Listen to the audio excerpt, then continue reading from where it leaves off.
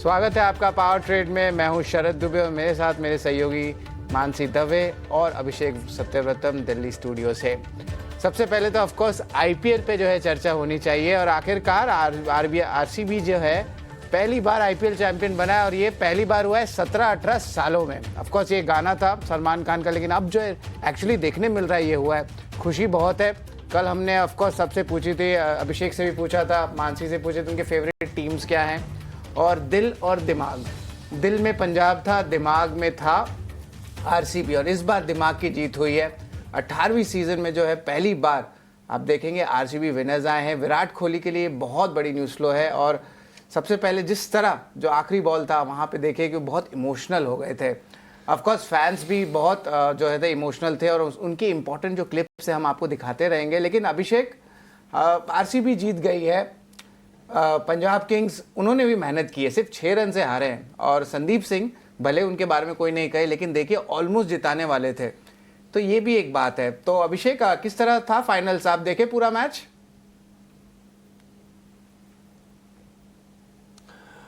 शरद पूरा तो नहीं देख पाया, लेकिन हाँ बिल्कुल नज़र बनी हुई थी मैच पर और मैच मैंने देखा भी है।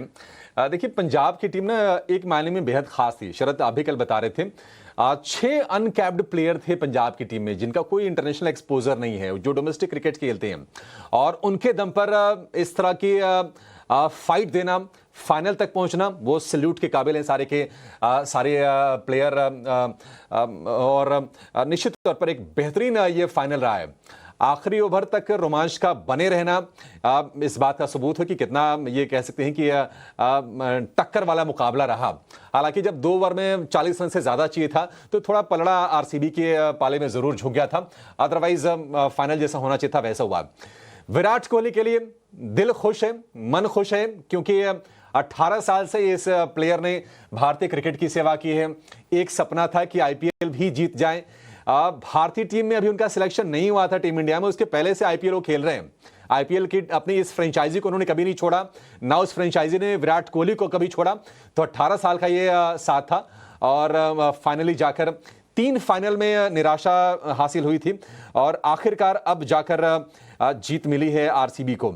2009, 2011, 2016 के फाइनल में आरसीबी पहुंची थी, लेकिन जीत नहीं पाई थी और एक चोकर्स का टैग भी मिल गया था क्योंकि बड़े प्लेयर बहुत ज्यादा थे। क्रिस गेल जैसा प्लेयर, एबी डिविलियर्स जैसा प्लेयर, विराट कोहली जैसा प्लेयर, लेकिन ये टीम ये आईपीएल के खिताब जीत नहीं पा रही थी और आखिरकार वो मिथक भी टूटा है। विराट कोहली के हाथ में ये जीत आई है। देखिए अपने आखिरी पड़ाव पर हैं, एक चैंपियन प्लेयर हैं, पूरा देश विराट कोहली के लिए खुश होता है। सिर्फ आरसीबी, सिर्फ बेंगलोर नहीं, उनके आरसीबी की इस जीत से लोग विराट कोहली के लिए खुश हैं कि कम से कम जो एक निराशा होती है अगर वो आईपीएल नहीं जीते, अब पता नहीं कितना 2 साल 3 साल इतनी ही क्रिकेट विराट कोहली में बची है, तो निश्चित तौर पर एक बढ़िया ये जीत रही है और मुझे लगता है कि मानसी आप भी खुश होंगे इस जीत से।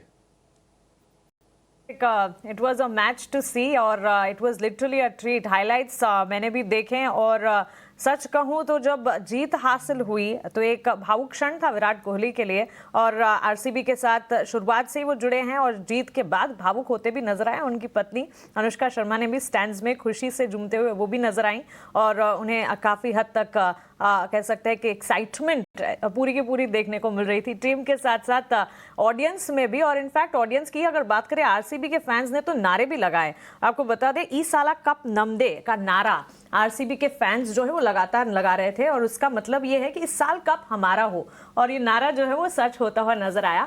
सो ऑफ कोर्स कल ही हम कह रहे थे कि मे द बेस्ट टीम विन और दोनों ही टीम्स ने काफी अच्छा प्रदर्शन दिखाया, लेकिन हाँ फाइनली अब ट्रॉफी जो है आरसीबी के हाथ में, विराट जीत मिलती हुई आरसीबी को।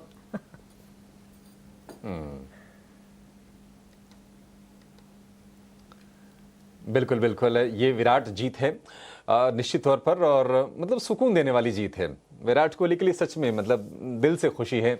ये आंसू मतलब आप देखिए आंखों का छलछला जाना, ये एक सपने के सच होने जैसा है विराट कोहली के लिए कि जिस फ्रेंचाइजी के लिए 18 साल से वो मेहनत कर रहे थे।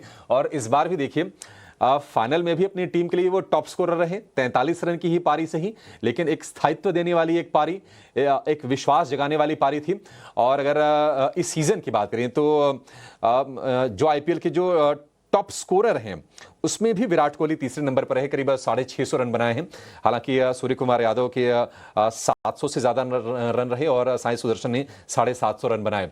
तो बढ़िया एक आईपीएल सीजन गया है और कह सकते हैं कि इस जीत के बाद काफी सुकून भी मिला होगा। लेकिन चलिए बढ़ते हैं बाजार की तरफ। कल के सत्र में हमने देखा कि निफ्टी बैंक ने अपने दोनों क्रिटिकल लेवल को बचाया। 24,500 को निफ्टी बैंक ने बचाया, 55,500 को निफ्टी बैंक ने प्रोटेक्ट करने का काम किया। लेकिन एक चिंता है, वो चिंता ये है कि एफआईज बेच रहे हैं, कब तक बेचेंगे, कितना बेचेंगे। तो जरा 4 संकेत पहले आप लेकर आइए स्क्रीन पर और उसके बाद सिलसिलेवार ढंग से हम शो में आगे बढ़ेंगे और अगले 2.5 घंटे आपको इंडेक्स को लेकर, आपको स्टॉक्स को लेकर खबरें आ रही हैं और आज ना ब्लॉक डील की झड़ी लगने वाली है। एक चिंता बाजार के लिए यह भी है कि बाजार भी चला नहीं था तब तक प्रमोटर आगे अपना माल बेचने, तो वो थोड़ी परेशान कर रही है। तो पहले 4 ट्रिगर पर नजर डालते हैं, उसके बाद एक एक करके हम तमाम संकेतों पर चर्चा करेंगे। अमेरिकी बाजारों के संकेत ठीक ठाक हैं। देखिए थोड़ा सा ना कॉशियस अप्रोच वहां पर है निवेशकों का, ट्रेडर्स का, लेकिन कहीं ना कहीं उम्मीदें इस बात की हैं कि जो ट्रेड वाला मसला, टैरिफ वाला मसला, ये आपसी बातचीत से सुलझा लिया जाएगा। ये लोगों के मन में ये विश्वास है। तो तेजी हो रही है, चौथे सत्र में चला है। गिफ्ट निफ्टी आपको थोड़ी सी तेजी दिखाएगा, 50 अंकों के आसपास की आज बढ़त है, 24,700 के ऊपर गिफ्ट निफ्टी कारोबार कर रहा है। लेकिन एफआईज परेशान कर रहे हैं। कल भी हमने देखा कि करीब 2850 करोड़ रुपए के आसपास की सेलिंग की फिगर आई है। कल दिन के दौरान हम चर्चा कर भी रहे थे कि स्क्रीन देख के लग नहीं रहा कि एफआईज की तरफ से कोई पार्टिसिपेशन है। वो पार्टिसिपेट तो कर रहे थे लेकिन वो बेच रहे थे। नेट उनकी तरफ से सेलिंग आई है। क्रूड की बात करें, क्रूड में थोड़ा सा उबाल आया है क्योंकि जियोपॉलिटिकल कंसर्न्स हैं बाजार के लिए, थोड़ी सप्लाई घटने की आशंका है। तो क्रूड के भाव को सपोर्ट मिला है। ब्रेंट क्रूड निकल गया है 65.5 के ऊपर। आज ब्लॉक डील के चलते ABFRL, Tata take, Alkem labs ये फोकस में रहने वाली है। कल हमने देखा था कि ब्लॉक डील के चलते यस बैंक में तेज गिरावट आई थी, ओला का शेयर टूटा था। तो प्रमोटर माल बेच रहे हैं और होता ये है कि प्रमोटर को जो बड़ी क्वांटिटी माल बेचनी होती है तो थोड़े डिस्काउंट पर डील होती हुई नजर आते हैं और उसके चलते शेयर पर प्रेशर बिल्ड होता है। तो आज ये सारे के सारे शेयर फोकस में रहने वाले हैं। आगे हम विस्तार से चर्चा करेंगे कि आपकी रणनीति क्या होनी चाहिए। लेकिन जो सबसे क्रूशियल, जो सबसे निर्णायक जो चीज है बाजार के लिए, वो है आरबीआई की एमपीसी की बैठक, monetary policy committee, rate setting committee भी बोलते हैं इसको। और इसकी 3 दिनों की बैठक शुरू हो रही है। उम्मीदें ये हैं चौतरफा कि 0.25% दरों में कटौती होगी। कुछ लोग ये भी कह रहे हैं कि 0.5% दे दे तो मजा आ जाए। हम भी वही उम्मीद करके चल रहे हैं, तो इस पर नजर रहेगी। लेकिन यस बैंक फंड रेज करने जा रहा है। 16,000 करोड़ रुपए यस बैंक जुटाएगा और यस बैंक का शेयर कल की गिरावट के बाद आज फिर से फोकस में रहने वाला है।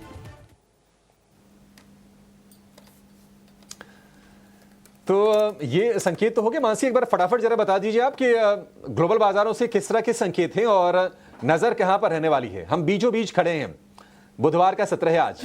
बिल्कुल mid point of the week और इनफैक्ट आज का सत्र आज से ही डोमेस्टिक मार्केट्स के लिए इवेंट स्पेसिफिक हो जाएगा। मॉनेटरी पॉलिसी कमेटी की 3 दिवसीय बैठक और शुक्रवार को क्रेडिट पॉलिसी आनी है। सो ऑफ कोर्स ढेर सारी वॉलेटिलिटी और उसके साथ साथ सेक्टर स्पेसिफिक आउटकम्स भी आना शुरू हो जाएंगे। इस पर नजर जरूर रखेंगे हम। ग्लोबल सेटअप अभिषेक अच्छा नजर आ रहा है और इस वक्त अगर आप देखेंगे गिफ्ट निफ्टी की तरफ से इम्प्लाइड ओपन जो है करीब 50 अंकों की मजबूती के साथ देखने को मिली है। बीती रात यूएस मार्केट्स में भी अच्छा खासा एक्शन देखने को मिला। जस्ट लाइक डोमेस्टिक मार्केट्स, वहां पर भी रिजल्ट स्पेसिफिक एक्शन, वहां पर भी नतीजों की चाल है जो कि लगातार प्ले आउट कर रही है। टेक्नोलॉजी काउंटर्स में भी काफी हद तक इंपैक्ट है जिसके चलते सीधा S&P 500 और नैस्डैक में अच्छी खासी मजबूती। इनफैक्ट S&P 500 तो अपने उच्चतम स्तर के बिल्कुल करीब जाता हुआ नजर आया है। लगातार चौथे सत्र में हम देख रहे हैं जबकि डाव में अच्छे खासे एक्शन के साथ मजबूती देखने को मिली। लगभग सारे के सारे सेशन में अगर वॉलेटाइल मूव्स भी हैं, एट द एंड जब बाजार वहां पर भी खत्म हो रहे हैं मजबूती के साथ ही ट्रेंड जो है वो लगातार इंटैक्ट देखने को मिल रहा है। करीब 330 अंकों की रिकवरी कल के सत्र में भी डाउननेट देखी। वहीं नैस्डैक में दूसरे सत्र में हम देख रहे हैं निचले स्तरों से करीब 200 अंकों की रिकवरी के साथ ही ट्रेंड जो है वो क्लोज होता हुआ नजर आया।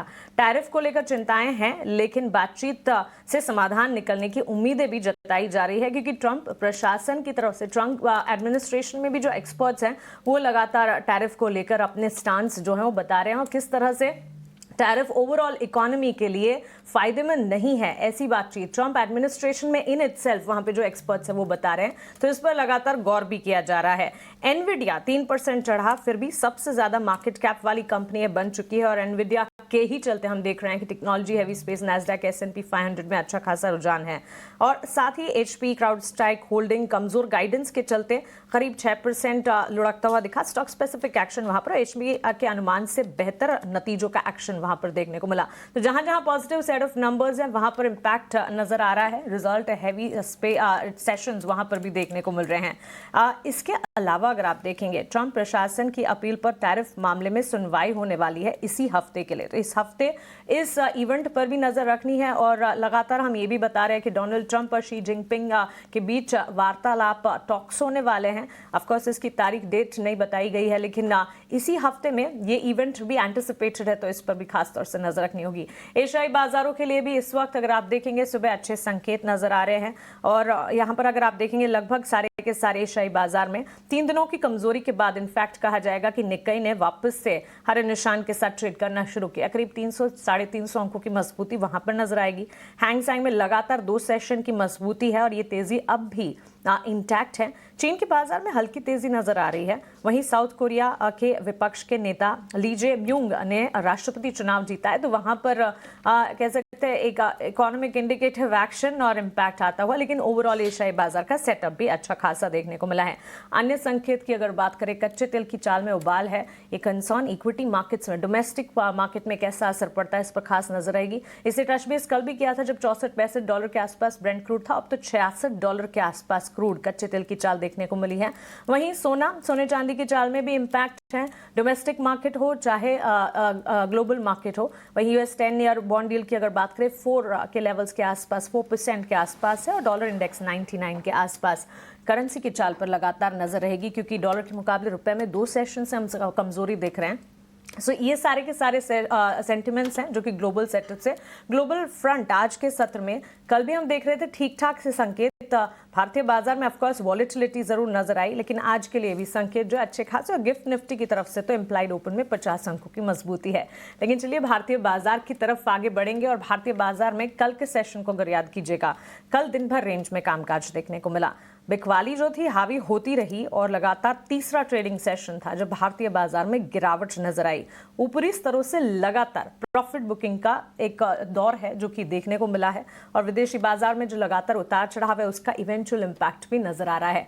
FIS DIS के आंकड़े, अभिषेक FIS की लगातार बिकवाली के डेटा पॉइंट्स आते हुए DIS ऑफ कोर्स भरोसा जरूर जता रहे, लेकिन कैश मार्केट में कल के ही आंकड़ों की बात करें FIS की तरफ से 2854 करोड़ की बिकवाली। DIS ने लगातार खरीदारी का सिलसिला बरकरार रखा है और कल के ही सेशन में करीब 6000 करोड़ की खरीदारी की है।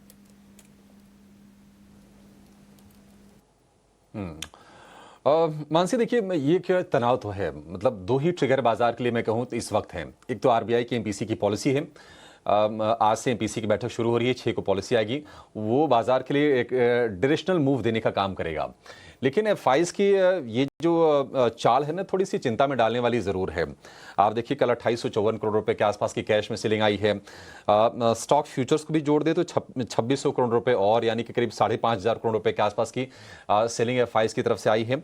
और DIs ने कैश मार्केट में कितना खरीदा, 5900 करोड़ रुपए के आसपास का। तो DIs कोशिश कर तो रहे हैं, भरपूर कोशिश कर रहे हैं, लेकिन क्या ना कि बाजार जो रेंज में फंसा हुआ है ये इसी वजह से है कि आप देखिए 2 पहिए हैं, अब एक पहिया चल रहा है, एक पहिया को घिसट घिसट के चलना पड़ रहा है, तो थोड़ी मूव उसी तरह की बाजार में देखने को मिल रही है। और जून सीरीज की जो शुरुआत हुई है, देखिए 3 महीने तो FIs ने बाइंग की है, नेट तो चलिए बाइंग का फिगर आया है और हमने मूव देखा भी कि आप 21,800 से 24,800 तक आके खड़े हो गए। लेकिन उसके बाद क्या, उसके बाद FIs की तरफ से ये माहौल बड़ा हम कह सकते हैं कि लैकलस्टर है। कल के अगर आप इंडेक्स फ्यूचर्स देखिए, वहां पर भी 2500 करोड़ रुपए के नेट सेलिंग है। इंडेक्स ऑप्शंस की बात करें 23,350 करोड़ रुपए के आसपास की सेलिंग है। 20% से नीचे की FIs की लॉन्ग होल्डिंग इंडेक्स फ्यूचर्स में है, तो थोड़ी सी निराश FIs कर रहे हैं और बिना FIs के सपोर्ट के बाजार में को चलने में थोड़ी सी दिक्कत तो होगी। दूसरी चीज़ें ये हैं कि टैरिफ को लेकर इसके अलावा हम देख रहे हैं कि उसको लेकर अनिश्चितता बनी हुई है। जियोपॉलिटिकल फ्रंट पर भी थोड़े से कंसर्न्स हैं और बाजार के लिए एक और चिंता है जो ना बार बार स्पीड ब्रेकर का काम कर रही है, वो है ब्लॉक डील्स। बड़ी बड़ी ब्लॉक डील्स आई हैं। हमने देखा है कि प्रमोटर की अगर हम सेलिंग की बात करें, आईटीसी, इंटरग्लोब, भारती एयरटेल, कल के सत्र में हमने देखा यस बैंक, ओला, ये ब्लॉक डील का सिलसिला आज भी जारी है। ABFRL हो गया, इसके अलावा एक कंपनी इंडिजीन है, टाटा टेक्नोलॉजीज है, अल्केम लैब्स हैं। तो ये ब्लॉक डील का सिलसिला रुक नहीं रहा है। देखिए, ब्लॉक डील से ऐसी कोई ऐसा नहीं कि कोई नेगेटिव चीज होती है ब्लॉक डील होना। कोई एक अगर अपने स्टेक को ऑफलोड कर रहा है तो कोई हो सकता है कि बड़ा निवेशक स्टेक खरीदता है, बट अमूमन होता यह है कि थोड़े डिस्काउंट्स पर डील होती हैं तो बाजार का जो मोमेंटम है थोड़ा सा वीक होता है, थोड़ा सा प्राइस के लिहाज से वो नेगेटिव साइड पर चला जाता है। तो उसके चलते बार बार ये हम होता हुआ देख रहे हैं। और ये भी हो रहा है कि इस बाजार की जो हालिया जो तेजी रही है 3000 पॉइंट के आसपास की, उसमें बड़े बड़े ब्लॉक्स हो रहे हैं, मतलब बड़ी इक्विटीज ट्रांसफर हो रही हैं। 3-4% तो ये नॉर्मल हो गया, 5-10% के आसपास की भी हमने इक्विटी ट्रांसफर होते हुए देख रहे हैं। तो ये थोड़ी चिंता है। और एफआईज जो लगातार बेच रहे हैं वो थोड़ा सा तनाव का एक विषय जरूर है। उम्मीद करके ये चलेंगे कि यहाँ से मान लीजिए अगर पॉलिसी में आरबीआई की तरफ से सरप्राइज आ जाता है तो एक निश्चित तौर पर एक अच्छा ट्रिगर होगा। आधे % के रेट कट तो चाहिए, 1/4% तो लगभग बाजार ने अपने प्राइस में डिस्काउंट कर लिया है। ये ऑप्टिमिज्म बिल्ड है। अगले कुछ सत्र में आपके लिए बैंक होंगे, फाइनेंशियल्स हो गए, कंज्यूमर फाइनेंस वाली कंपनीज होंगे, रियल एस्टेट, ऑटो, ये निश्चित तौर पर फोकस में रहने वाले हैं। देखिए, एक और चीज नोटिस करने वाली है मानसी, वो ये कि बाजार का टेक्सचर ऐसा नहीं कि वीक हुआ है। बार बार हम देख रहे हैं कि अपने सपोर्ट्स को रेस्पेक्ट कर रहा है, एक रेंज में जरूर है। अगर आप पुट कॉल रेशियो को देखेंगे तो 0.7 का पुट कॉल रेशियो है। सीधा सीधा मतलब ये है कि जितनी पोजीशन पुट साइड में ऐड हो रही है उससे कहीं ज्यादा कॉल साइड में ऐड हो रही है। तो उसको लेकर चिंता नहीं है। एक के ऊपर जाता है तो फिर थोड़ी सी तनाव बढ़ती है, तो वो ठीक है। अगर ये नतीजों का सीजन खत्म हो गया है तो अब स्टॉक स्पेसिफिक मूव भी बाजार में मिलेंगे। और हाँ, नोटिस करने वाली चीज ये भी है कि दिग्गजों के मुकाबले मिड कैप स्मॉल कैप का परफॉर्मेंस बेहतर रहा है पिछले महीने, और अभी भी हम देख रहे हैं कि वहां पर स्ट्रेंथ दिख रही है। बस ये है कि हाँ, आपको स्टॉक स्पेसिफिक मौके के बारे में आपको बाजार में पड़ताल करना पड़ेगा और उन पर नजर रखनी पड़ेगी। तो ये 2 ट्रिगर हैं। एफआईएस की बिकवाली अगर रुकती है तो बाजार के लिए बहुत अच्छे ट्रिगर के तौर पर काम करेगा। और अगर मेरे हिसाब से अगर आरबीआई आधे % के रेट कट का तोहफा दे दी तो बाजार को कह सकते हैं कि आगे बढ़ने से कोई रोक नहीं पाएगा। गुड मॉर्निंग अभिषेक। ये दिल मांगे मोर, यही का जो है रिक्वेस्ट है, 25 बेसिस पॉइंट से ज़्यादा 50 बेसिस पॉइंट्स करें। और आपने बहुत सही पॉइंट पकड़ा है, रेट सेंसिटिव स्टॉक्स। अब दर्शकों को मैं बता देता हूँ कि rate sensitive stocks of course हमने देखा अच्छी मोमेंटम भी देखने मिली पूरे हफ्ते। जो है आप कहेंगे पीएसयू बैंक्स या प्राइवेट बैंक्स, वहाँ पे भी थोड़ी हलचल है। अब रियलिटी स्पेस में भी जो है हमने देखा कि अच्छी मूवमेंट आ रही है। और अब एनबीएफसीज, तो इसमें क्या एक ट्रांसमिशन इफेक्ट आता है। तो ये 3-4 सेक्टर्स ऑफ कोर्स बहुत इंपॉर्टेंट होते हैं जिस तरह आरबीआई की एमपीसी डिसीजंस देखने मिलती है। And of course importantly consumption भी एक बहुत बड़ा पार्ट होता है। जिस तरह इंटरेस्ट रेट कम होते हैं तो कंजम्पशन लेवल्स भी बढ़ती हैं। तो यहाँ पे 4 या 5 मूविंग फैक्टर्स होते हैं, तो उस पर नज़र हमारी ज़रूर रहेगी। लेकिन ऑफकोर्स अभिषेक, निफ्टी जिस तरह सेट हो रहा है, कल भी देखा हमने जो second half of the day था वहाँ पे गिरावट बढ़ी थी। और ये जो सेशन है रेंज बाउंड जो धीरे धीरे करके एक छोटा रेंज में निफ्टी जा रहा है। तो उसके कारण क्या हो रहा है, इंपॉर्टेंट लेवल्स जो है हमारे सपोर्ट लेवल्स, उसको जो हम डेली चेंज कर रहे हैं। और एक टाइप से कह सकते हैं एक लॉन्ग टर्म रेंज लेवल बन रहा है, एक शॉर्ट टर्म रेंज लेवल बन रहा है। और आपने दर्शकों को बताया भी था कि निफ्टी बैंक को जो है अब रेंज बाउंड रहेगा तो स्टॉक स्पेसिफिक ज़्यादा मूवमेंट आएगा। आप इंटरेस्ट रेट सेंसिटिव स्टॉक्स तो एक हो गए, लेकिन एक दूसरा सेगमेंट है मेटल का स्पेस। मेटल का स्पेस में ऑफकोर्स ट्रम्प जी ने साइन कर दिया है, आप कहेंगे टैरिफ के इंक्रीज़ का 25 से 50% का। तो लार्जली मेटल में तो ज़्यादा कंट्रीब्यूशन निफ्टी में है नहीं। बट अभिषेक, न्यूज़ फ्लोज कम हो चुके हैं, अर्निंग सीजन भी ख़त्म हो गया है। 2 या 3 ही फैक्टर्स है जहाँ पे मूवमेंट देखने मिल रही है और इंडस्ट्री स्पेसिफिक या स्टॉक स्पेसिफिक ही मूव्स आ रहे हैं। इसके कारण जो ऑफकोर्स निफ्टी में ज़्यादा मूवमेंट नहीं दिखने मिल रहा है। एंड निफ्टी की बात करें तो ये एक रेंज बाउंड जो है लेवल्स अभी भी दिखने वाले हैं। निफ्टी बैंक देखिए थोड़ा सा एक पॉजिटिव बायस ज़रूर देखने मिलता है। बट निफ्टी की अगर सिर्फ बात करते हैं अभी अभिषेक, तो निफ्टी की क्या सेटअप लगती है ये बताएं। शरद, गुड मॉर्निंग। देखिए, ट्रिगर ही बनेगा, आरबीआई की पॉलिसी ही ट्रिगर बनेगी निफ्टी को अगर अपने रेंज के बाहर निकलना है तो। 25,000 के ऊपर अगर निफ्टी जाके सस्टेन करेगा तो भी आप एक तरफा मूव की आप उम्मीद करके चलिए ऊपर साइड में, अदरवाइज रेंज का है। और इस रेंज में हो क्या रहा है ना कि ऊपर की तरफ नीचे की तरफ दोनों की तरफ मौके मिल रहे हैं, शॉर्ट वाले लॉन्ग वालों के लिए मौके हैं। अब दिक्कत यह है कि स्विंग्स बड़े तेज आ रहे हैं और अब आप पहले से अगर कुछ सोच के ट्रेड करें तो फिर हो सकता है कि फंस जाएंगे। तो बाजार खुलने के बाद जिस तरह के डायरेक्शंस आ रहे हैं अब उसके हिसाब से ही ट्रेड लेने में समझदारी है। लेकिन ये रेंज का बाजार बिल्कुल शरद ये मुझे लगता है कि 1, 2, 3 सत्र तक और ये बना रहेगा। कल जो बड़ा क्रूशियल सपोर्ट था 24,500 का निफ्टी के लिए, निफ्टी ने बड़े मुश्किल से उसको बचाया है। मतलब वहां तक तो आ ही गए थे, ऑलमोस्ट 50-60 अंक ऊपर जाके हमने क्लोजिंग दी है। और पिछले 6 में से 5 सत्र में निफ्टी में बिकवाली के आंकड़े देख चुके हैं रेंज के बावजूद भी। तो जो सपोर्ट लेवल है वो थोड़े क्रूशियल हो जाते हैं। वो सपोर्ट कहां पर है?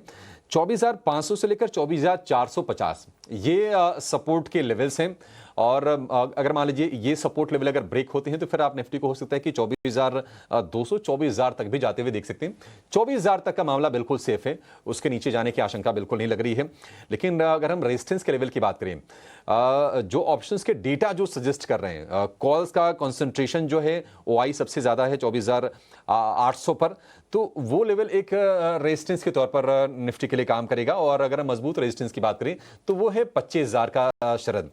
रेंज के बाहर निकलने पर ही मेरे हिसाब से ट्रेड के मौके बनेंगे निफ्टी में। तो निफ्टी के मुकाबले निफ्टी बैंक ठीक लग रहा है।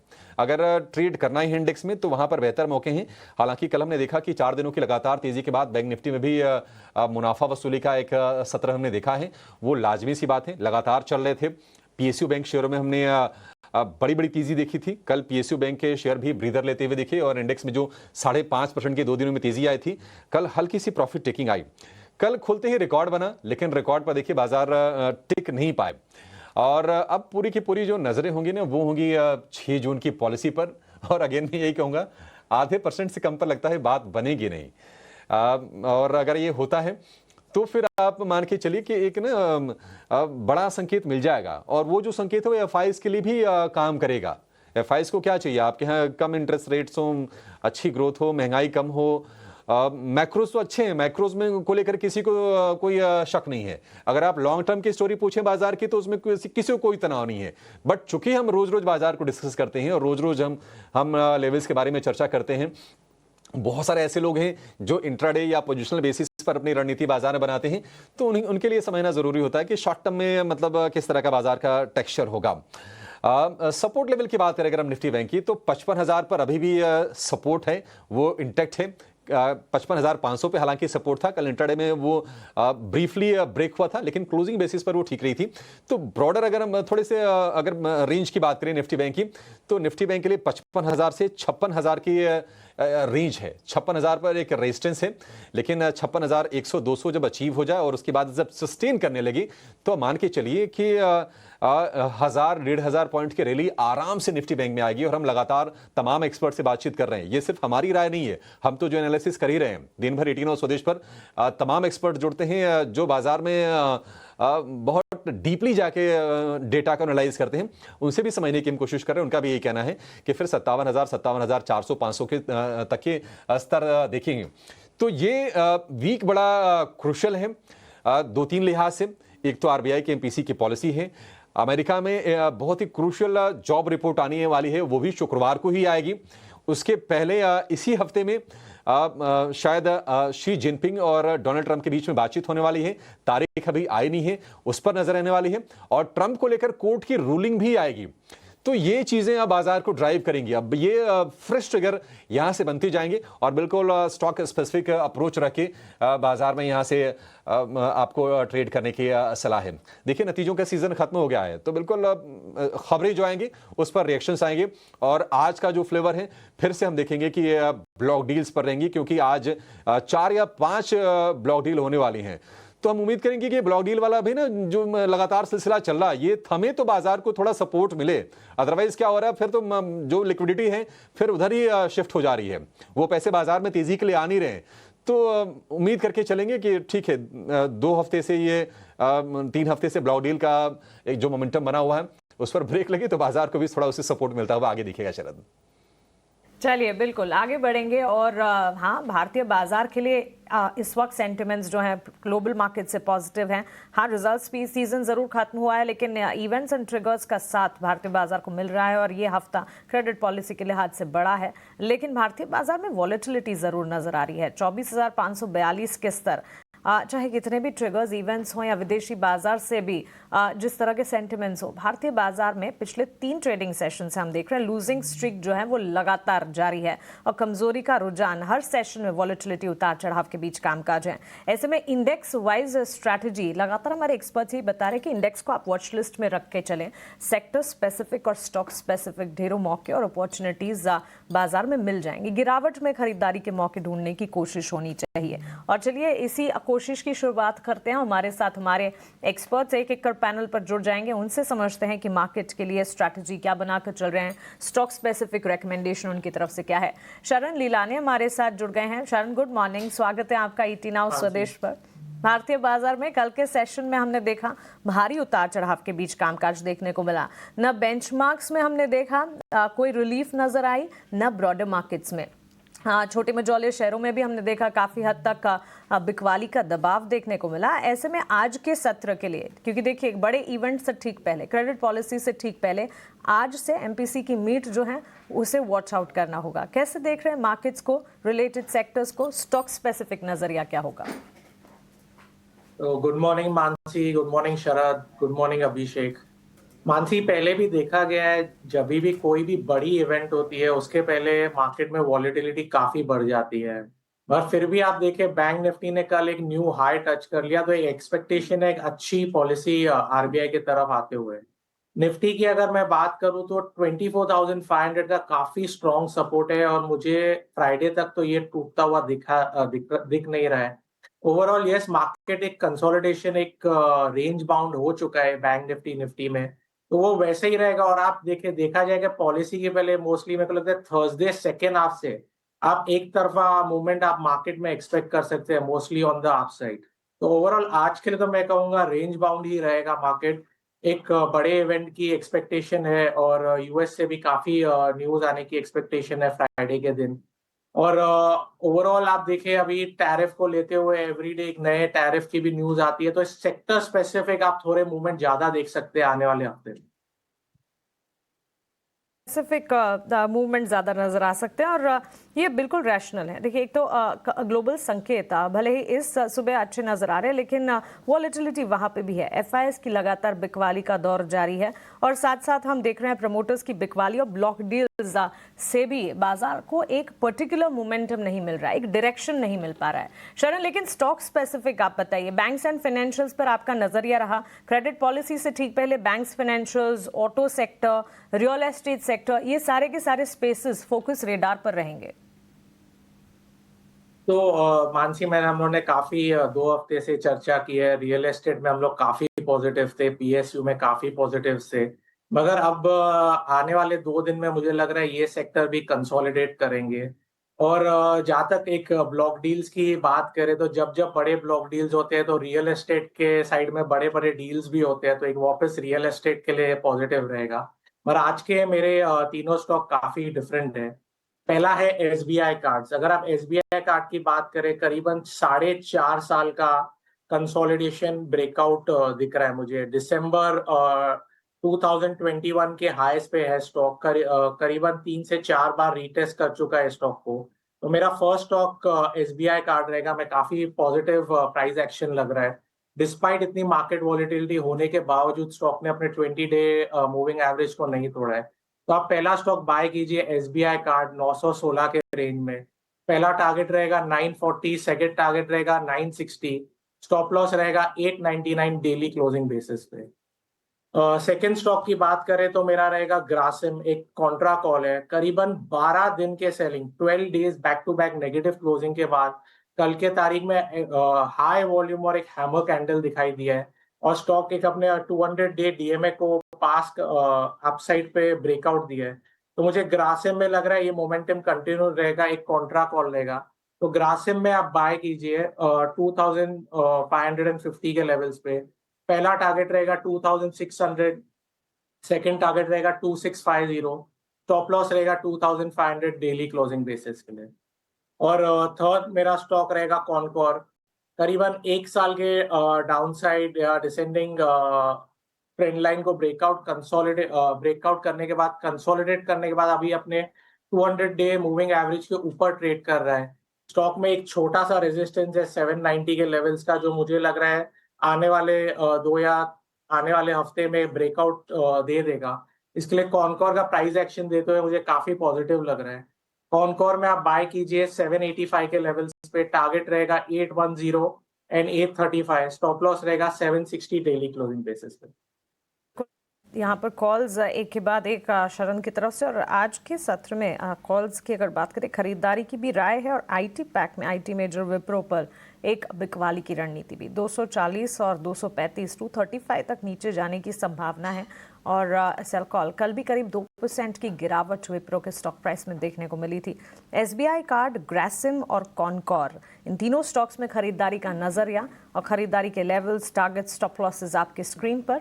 सो पहली 4 कॉल्स इस सुबह की आपके सामने, बाजार खुलने से ठीक पहले, एक बिकवाली की और 3 खरीदारी की। स्टॉक स्पेसिफिक और सेक्टर स्पेसिफिक ही नजरिया इस वक्त बाजार में लेकर चलना है, क्योंकि इंडेक्स वाइज अगर आप देखेंगे तो वॉलेटिलिटी काफी हद तक देखने को मिलेगी। इनफैक्ट अब तो शरद हर रोज का सिलसिला हो चुका है, बिकॉज सेंसेक्स जिस तरह से हम देख रहे हैं, सेंसेक्स की एक्सपायरी के दिन कल ट्यूसडे सेशन में वॉलेटिलिटी थी। पिछले 3 ट्यूसडे से हम देख रहे हैं इसी तरह के सेंटिमेंट्स जो है वो डेवलप होते हुए। अगेन वापस कल वीकली एक्सपायरी, तो वहां पर भी वॉलेटिलिटी नजर आएगी। और शुक्रवार के सेशन में क्रेडिट पॉलिसी, ये सारे के सारे संकेतों को ध्यान में रखते हुए इंडेक्स को एक बार वॉच लिस्ट में रखकर स्टॉक और सेक्टर स्पेसिफिक नजरिया होना चाहिए। फिर खबरों के दम पर क्या कुछ एक्शन में, और खबरों से भी पहले, क्योंकि ब्लॉक डील्स जो हैं वो आज फोकस रेडार पे। तो शुरुआत अब ब्लॉक डील से कीजिए। अब जो वॉलेटिलिटी बोले ना, अब तो लग रहा है कि रोज ही वॉलेटिलिटी हो रही है। ट्यूसडे हो गया, थर्सडे हो गया, और इस फ्राइडे भी होने वाला है। बिल्कुल। लेकिन वॉलेटिलिटी एक चीज और होती है, वो होती है ब्लॉक्स के कारण। बड़े फ्लोज होते हैं, तो हमको दिख रहे होंगे एफआईज, डीआईज के आंकड़े। ब्लॉक्स जनरली मार्केट के लिए जो होती है लिक्विडिटी सक इन कर देते हैं, और ऑफ कोर्स देखा जाए तो ये एग्जिट इवेंट होता है। एग्जिट बड़े लोगों के लिए होता है, प्रमोटर्स, एफआईज, एमएनसीज। रिटेल के लिए भी तो कुछ बचना चाहिए, लेकिन अगर एक साथ डील्स आएंगे तो ऑफ कोर्स थोड़ी सी लिक्विडिटी क्रंच होगी, स्टॉक्स गिर भी सकते हैं। लेकिन अब देखा जाए तो ब्लॉक डील्स में आज 3 अहम ब्लॉक डील्स हो सकते हैं। टाटा टेक, जहाँ पे टीपीजी एक बड़ी प्राइवेट इक्विटी प्लेयर है, ये क्लीन आउट डील कर सकते हैं। माने कि क्लीन आउट डील का मतलब होता है पूरा एग्जिट, 2% स्टेक की बिकवाली कर सकते हैं, जिसका कुल वैल्यू 635 करोड़ रुपए रहेगा। एल्केम लैब्स, यहाँ पे प्रमोटर ने भी जो है लगभग 1.5% स्टेक की बिकवाली कर सकते हैं, जिसका कुल वैल्यू 825 करोड़ रुपए का है। प्रमोटर्स का लगभग 55% स्टेक मार्च के शेयर होल्डिंग पैटर्न में हमें दिखा। ABFRL, यहाँ पे फ्लिपकार्ट, अब याद रखिए फ्लिपकार्ट जो है अब ओन करता है वॉलमार्ट, यानी कि एक फॉरेन एंटिटी। यहाँ पे 6% स्टेक का कंप्लीट एग्जिट लेने वाले हैं, जिसका वैल्यू 600 करोड़ रुपए का रहेगा। और कोई से ब्लॉक्स के जो डील्स होते हैं लार्जली डिस्काउंट में होते हैं, अभिषेक ने आपको पहले ही बता दिया था। तो ऑफकोर्स स्टॉक्स में थोड़ी नेगेटिव रिएक्शन देखने मिल सकती है, लेकिन आपको जब ये ब्लॉक्स होते हैं तो उसको बाई कौन करता है वो बहुत इंपॉर्टेंट होता है। और अगर कोई और फॉरेन इंस्टीट्यूशन बाई किया या डोमेस्टिक इंस्टीट्यूशन बाई किया, इसका मतलब स्टॉक में स्ट्रेंथ है। लेकिन अगर अब्जॉर्प्शन हुआ रिटेल में, तब एक रेड फ्लैग या कंसर्न ज़रूर होता है। तो ये थियोरेटिकली आप समझ लें। की ब्लॉक्स जो कल हुए थे उस पर भी नज़र डालते हैं। ओला इलेक्ट्रिक, यहाँ पे हुंडई ने अपनी पूरी 2.5% स्टेक की बिकवाली कर दी, जिसका कुल वैल्यू 550 करोड़ रुपए का था। ओला इलेक्ट्रिक कल के ट्रेड में देखा जाए तो भारी गिरावट भी देखने मिला था, अब स्टॉक 50 रुपए के नीचे आ गया है। तो इस पे भी जो है कंसर्न ज़रूर है। और येस बैंक की बात करें तो कार्लाइल ने लगभग 2.6% स्टेक की जो है बिकवाली की है, जिसका वैल्यू 1775 करोड़ रुपीज़ का है। लास्ट ईयर कार्लाइल ने येस बैंक में भी जो है लगभग 2% स्टेक की बिकवाली किए थे, लगभग 1440 करोड़ रुपए का ये आंकड़ा था। तो आप देखिए ब्लॉक डील्स कितने इंपॉर्टेंट हो गए हैं। स्टॉक्स इन न्यूज़ या जो खबरों वाले शेयर्स है वो अब धीरे धीरे कम हो रहे हैं, लेकिन ब्लॉक्स देखिए कितने सारे आ रहे हैं। तो ऑफकोर्स मानसी, इस पे नज़र ज़रूर रहने वाली है, ब्लॉक्स पे। एब्सोल्युटली ब्लॉक्स पे नज़र रहेगी। लेकिन विप्रो के स्टॉक प्राइस को शरण के साथ एक बार फिर से रिविजिट करना चाहेंगे। शरण, विप्रो में एक न्यूज़ डेवलपमेंट भी आती हुई दिखी है। टेक्नोलॉजी सर्विसेज ने कंसल्टिंग कंपनी के साथ मल्टी ईयर डील साइन की है। सो विप्रो के स्टॉक पर आपकी कॉल, इसे आप रिविजिट करना चाहेंगे? मानसी, इसके लिए मैंने विप्रो की कॉल दी ही नहीं। डेफिनेटली मेरे प्राइस एक्शन को देखते हुए काफी नेगेटिव था, मगर जिस हिसाब से डील अनाउंस की, आज पॉजिटिव ओपनिंग होने की चांसेस ज्यादा है। इसके लिए विप्रो के कॉल को अवॉइड कीजिए और आज के लिए ये कॉल वैलिड नहीं है। सो विप्रो में पॉजिटिव डेवलपमेंट आज शुरुआत पर नजर रहेगी। शरण की तरफ से 3 कॉल्स हैं। विप्रो में कल के सत्र में कमजोरी जरूर थी, लेकिन आज न्यूज फ्लो का इम्पैक्ट नजर आ सकता है। तो एसबीआई कार्ड, ग्रेसिम और कॉनकॉर 3 कॉल्स खरीदारी की, इसे वॉच आउट करना चाहिए। शरद, कमिंग बैक टू यू, खबरों के दम पर आज कहां पर एक्शन है? रिजल्ट का एक्शन तो खत्म हो चुका है, आपके लिए थोड़ी सी रिलीफ है ये? जी बिल्कुल है, पर मानसी ये रिलीफ सिर्फ 1 महीने के लिए है। हाँ, क्योंकि ऑफ कोर्स देखा जाए तो मंथली अपडेट्स आ रहा है, तो काम हमारा रुकता नहीं है। 15-20 दिन थोड़े लाइट रहेंगे। नेक्स्ट मंथ से फिर से, क्योंकि और सिर्फ 1 ही महीना बाकी है, 7-8 जून से टीसीएस आ जाएगा, जुलाई से माफ करेगा, तो जून के नंबर्स भी अब 1 महीने में आएंगे। लेकिन न्यूज फ्लोज बहुत है मानसी, खासकर कि सेक्टरल सेक्टर में हमने रेट सेंसिटिव की बात बहुत कर ली, मेटल्स की बात कर लेते हैं, बहुत इंपॉर्टेंट है। ट्रंप ने जो है साइन कर लिया है, इंपॉर्टेंटली जो स्टील एल्यूमिनियम टैरिफ्स की जो हाइक है उसके ओवरऑल साइन कर दिया। इसके कारण क्या हुआ, यूएस के जो ऑफ कोर्स मार्केट्स हैं, अभिषेक ने ग्लोबली बताया भी था, मानसी ने भी बताया था कि यहाँ पे यूएस के स्टॉक, स्टील स्टॉक्स में तेज़ी आई है। इसका मतलब जो एशियन स्टॉक्स है उनको प्रेशर देखने मिल सकती है। Tata steel, JSW steel, also Hindalco, यहाँ पे जो है उनकी नोवेलिस साम, यहाँ पे नेगेटिव रिएक्शन सेंटिमेंटली देखने मिल सकते हैं, क्योंकि अब ये साइन हो चुका है। ऑफ कोर्स येस बैंक की बात करें तो 7,500 करोड़ रुपए वो रेस करेंगे इक्विटी के जरिए और 8,500 करोड़ रुपए रेस करेंगे डेट के जरिए, यानी कि 16,000 करोड़ रुपए का फंड रेज है। कल के सेशन में हमने ब्लॉग देखा जहाँ पे कार्लाइल ने भी जो है बिकवाली की 2.5% स्टेक की। तो स्टॉक में बहुत वॉलिटिलिटी आ रहा है और जो इक्विटी बेस है स्टॉक का और बढ़े जा रहा है। इसका मतलब है कि ईपीएस नंबर्स और कम आ सकते हैं। तो of course as a retail share holder it's a retail favourite stock माना जाता है, लेकिन ये एक बहुत कंसर्न की बात है जो हम आपको पहले ही बता रहे हैं कि मैथमेटिकली क्या हो सकता है। Wipro multi year deal sign करने वाले इंटरेस्ट के साथ ग्लोबल लीडर है आइडेंटिटी सिक्योरिटी सॉल्यूशंस को लेके, और फार्मा स्पेस से भी जो है 2 पॉजिटिव न्यूज़ तो है। जाइडस लाइफ साइंस एक एक्विजिशन कर रहा है 6% स्टेक का $16 मिलियन का, जहाँ पे US based biologics manufacturing firm western पे जो है वो एक्वायर करेंगे एक स्टेक। सन फार्मा के जो क्लिनिकल ट्रायल्स हो रहे हैं सोराइसिस या डर्मेटिसिस, यानी कि स्किन केयर रिलेटेड जो उनके जो डिजीजेज होते हैं उनके क्लिनिकल ट्रायल्स अच्छे रिजल्ट्स नहीं दे रहे हैं, तो सेंटिमेंटली नेगेटिव है। इतना भी कुछ खास नहीं है कि स्टॉक में बड़ी गिरावट देखने मिले। अशोक लीलैंड के लिए एक छोटा ऑर्डर है 180 करोड़ रुपए का तमिलनाडु स्टेट ट्रांसपोर्ट कॉरपोरेशन के लिए। लेकिन एक स्टॉक है एचडीएफसी बैंक, यहाँ पे सेबी ने अप्रूवल दी है उनकी आम की एचडीबी फाइनेंशियल सर्विसेज की डीआरएचपी को लेके। आईपीओ साइज 12,500 करोड़ रुपए का है। मैं स्टॉक जो है एचडीएफसी बैंक में तो वैल्यू अनलॉकिंग होगा, थोड़ा ही पॉजिटिव मोमेंटम आ सकता है, उतना खास नहीं, क्योंकि जो साइज़ है बैंक का और जो वैल्यूएशन है वो बहुत छोटा है, क्योंकि एचडीएफसी बैंक और एचडीएफसी दोनों अब मर्ज हो चुके हैं। लेकिन कुछ इन्वेस्टर्स हैं, कुछ व्यूअर्स हैं हमारे जो अनलिस्टेड शेयर्स में भी इंटरेस्टेड रहते हैं, और एचडीबी फाइनेंशियल सर्विसेज जो है अनलिस्टेड में भी एक छोटा ही क्वांटिटी ट्रेड करता है। और हमारी बातचीत हुई ब्रोकर्स के साथ और यहाँ से पता चला कि पिछले 1 महीने में ये एचडीबी फाइनेंशियल सर्विसेज का भाव 25 से 30% बढ़ गया है अनलिस्टेड मार्केट में। अब रेंज कर रहा है 1275 से लेकर 1325 रुपये प्रति शेयर।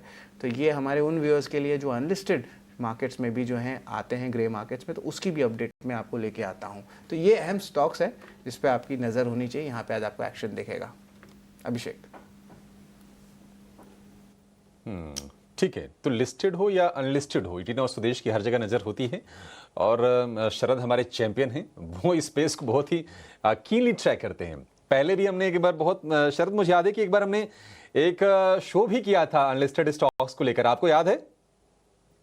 एक बहुत बड़ा मार्केट हो चुका है और हम ऑफ कोर्स इस पे अच्छी तरह पूरी कवरेज भी करने वाले हैं, क्योंकि बहुत सारे अनलिस्टेड प्री आईपीओज में भी ट्रेड करते हैं और अनलिस्टेड मार्केट के बहुत सारे रूल्स होते हैं और ऑफ कोर्स बहुत सारे बॉडीज़ होते हैं जहाँ से आप बाइंग सेलिंग कर सकते हैं।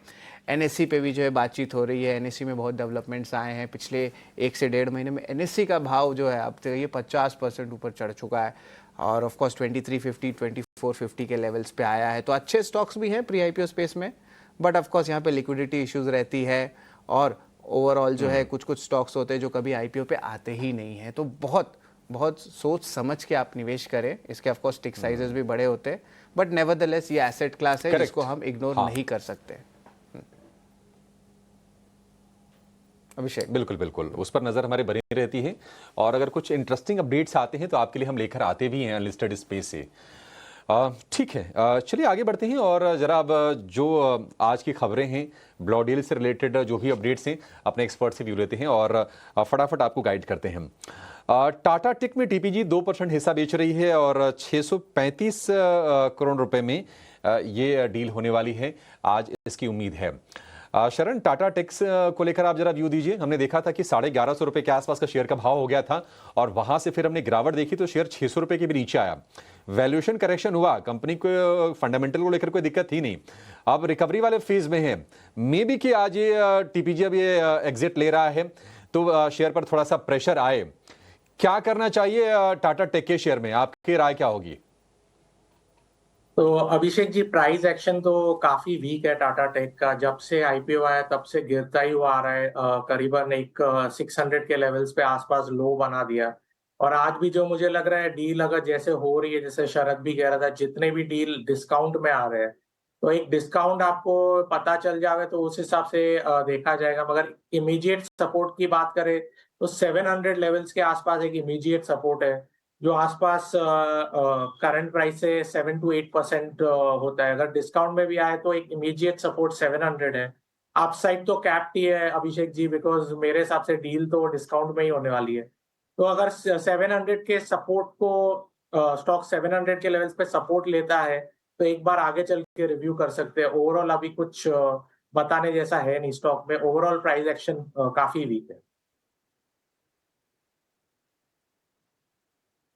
अगर आपके पास है तो 700 रुपए के सपोर्ट लेवल पर आप नजर रखिए, पोजीशन को आप बनाए रख सकते हैं। एक खबर आई है अशोक लेलैंड को लेकर, इनको तमिलनाडु स्टेट ट्रांसपोर्ट कॉरपोरेशन से ऑर्डर मिले हैं 184 करोड़ रुपए के। अब अशोक लेलैंड भी एक रेंज में ही रहा है, हमने देखा है कि 230-240 के रेंज में ये शेयर काफी समय बिताता है। शरण जी, अशोक लेलैंड में क्या करें? किसी के पास अगर है शेयर तो ये बताइए कि क्या उम्मीद करके वो चले? ये शेयर चलेगा कब, बड़ी तेजी कब दिखाएगा? तो अशोक लीलैंड के अभिषेक जी मूवमेंट्स तो काफी छोटे होते हैं। ये स्टॉक बड़े मूवमेंट का स्टॉक नहीं है। इसके 2 या 3 या 1% के लेवल्स में ही स्टॉक हिलता है। बाकी प्राइस एक्शन की बात करें, स्टॉक अपने 20 डे मूविंग एवरेज के सपोर्ट पे है और यही लेवल पे स्टॉक ने पिछले 15 मई को ब्रेकआउट भी दिया था 200-235 के लेवल्स के आसपास। तो स्टॉक काफी अच्छे सपोर्ट लेवल पे है। मुझे यहाँ पे लग रहा है आने वाले हफ्ते में कंसोलिडेट करेगा और एक कंसोलिडेशन का ब्रेकआउट 240 के ऊपर देख सकते हैं। और अगर कोई भी बड़ा मूव आप एक्सपेक्ट कर रहे हैं तो ये स्टॉक में आने वाला नहीं है। स्टॉक की मूवमेंट मैक्सिमम 1 to 3% के रेंज में ही होती है। अपसाइड और डाउनसाइड दोनों की बात कर रहा हूँ। तो ओवरऑल स्लो मूवर है, कंसोलिडेट करेगा, अच्छे सपोर्ट लेवल्स पे है। तो जिसने अगर पोजीशन बनाई है तो बने रही है। 240 के ऊपर एक अपसाइड मूवमेंट भी आपको अच्छी देखने को मिल सकती है। ठीक है, अशोक लेलैंड में होल्ड करने की सलाह है। एक और शेयर फोकस में रहेगा, हालांकि हमने मूवमेंट जो देखी हाल फिलहाल की, काफी उतार चढ़ाव रहे हैं। दिग्गज कंपनी सन फार्मा की हम बातचीत कर रहे हैं और इनके लिए नेगेटिव खबर आई है।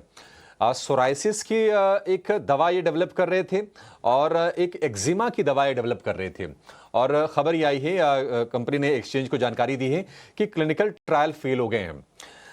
कल हमने देखा कि थोड़ी सी कमजोरी के साथ ही ये शेयर बंद हुआ। शुरुआत तो अच्छी की थी लेकिन आधे % की नरमी रही। सन फार्मा अगर किसी के पास है शरण, तो सपोर्ट आप कहां पर देख रहे हैं और क्या करना चाहिए शेयर में? तो अभिषेक जी, स्टॉक अपने 200 डे मूविंग एवरेज के नीचे ट्रेड कर रहा है, जो ओवरऑल काफी नेगेटिव माना जाता है। इसे अगर पोजीशन बनाई है तो मैं बोला इमीडिएटली, तो अगर 1650 के नीचे ट्रेड करने को चालू या क्लोज कर लेते हैं एक डेली क्लोजिंग बेसिस पे, तो एक बार आप एग्जिट करें और जब स्टॉक एक बार 200 डे मूविंग एवरेज के ऊपर चले या ऊपर ट्रेड करना चालू है तभी आप एक न्यू पोजीशन बनाने की सोच सकते हैं। ओवरऑल अगर आज आप जैसे हिसाब से बोल रहे हैं नेगेटिव न्यूज है, मुझे लग रहा है 1650 के लेवल्स आज ही टूटते हुए दिख रहे हैं और एक इमीडिएट सपोर्ट आ रहा है 1550 के लेवल्स पे। प्राइस एक्शन नेगेटिव है, स्टॉक भी 200 डे मूविंग एवरेज के नीचे ट्रेड कर रहा है, तो न्यू पोजीशन तो बनाने की राय नहीं रहेगी। और एक जिन्होंने पोजीशन बनाया भी है 1650 का स्ट्रिक्ट स्टॉप लॉस के हिसाब से आप बने रहिए। डेली क्लोजिंग बेसिस अगर इसके नीचे होता है तो एक बार एग्जिट कीजिए और next position 200 day moving average के जब ऊपर ट्रेड करे स्टॉक तभी बनाए।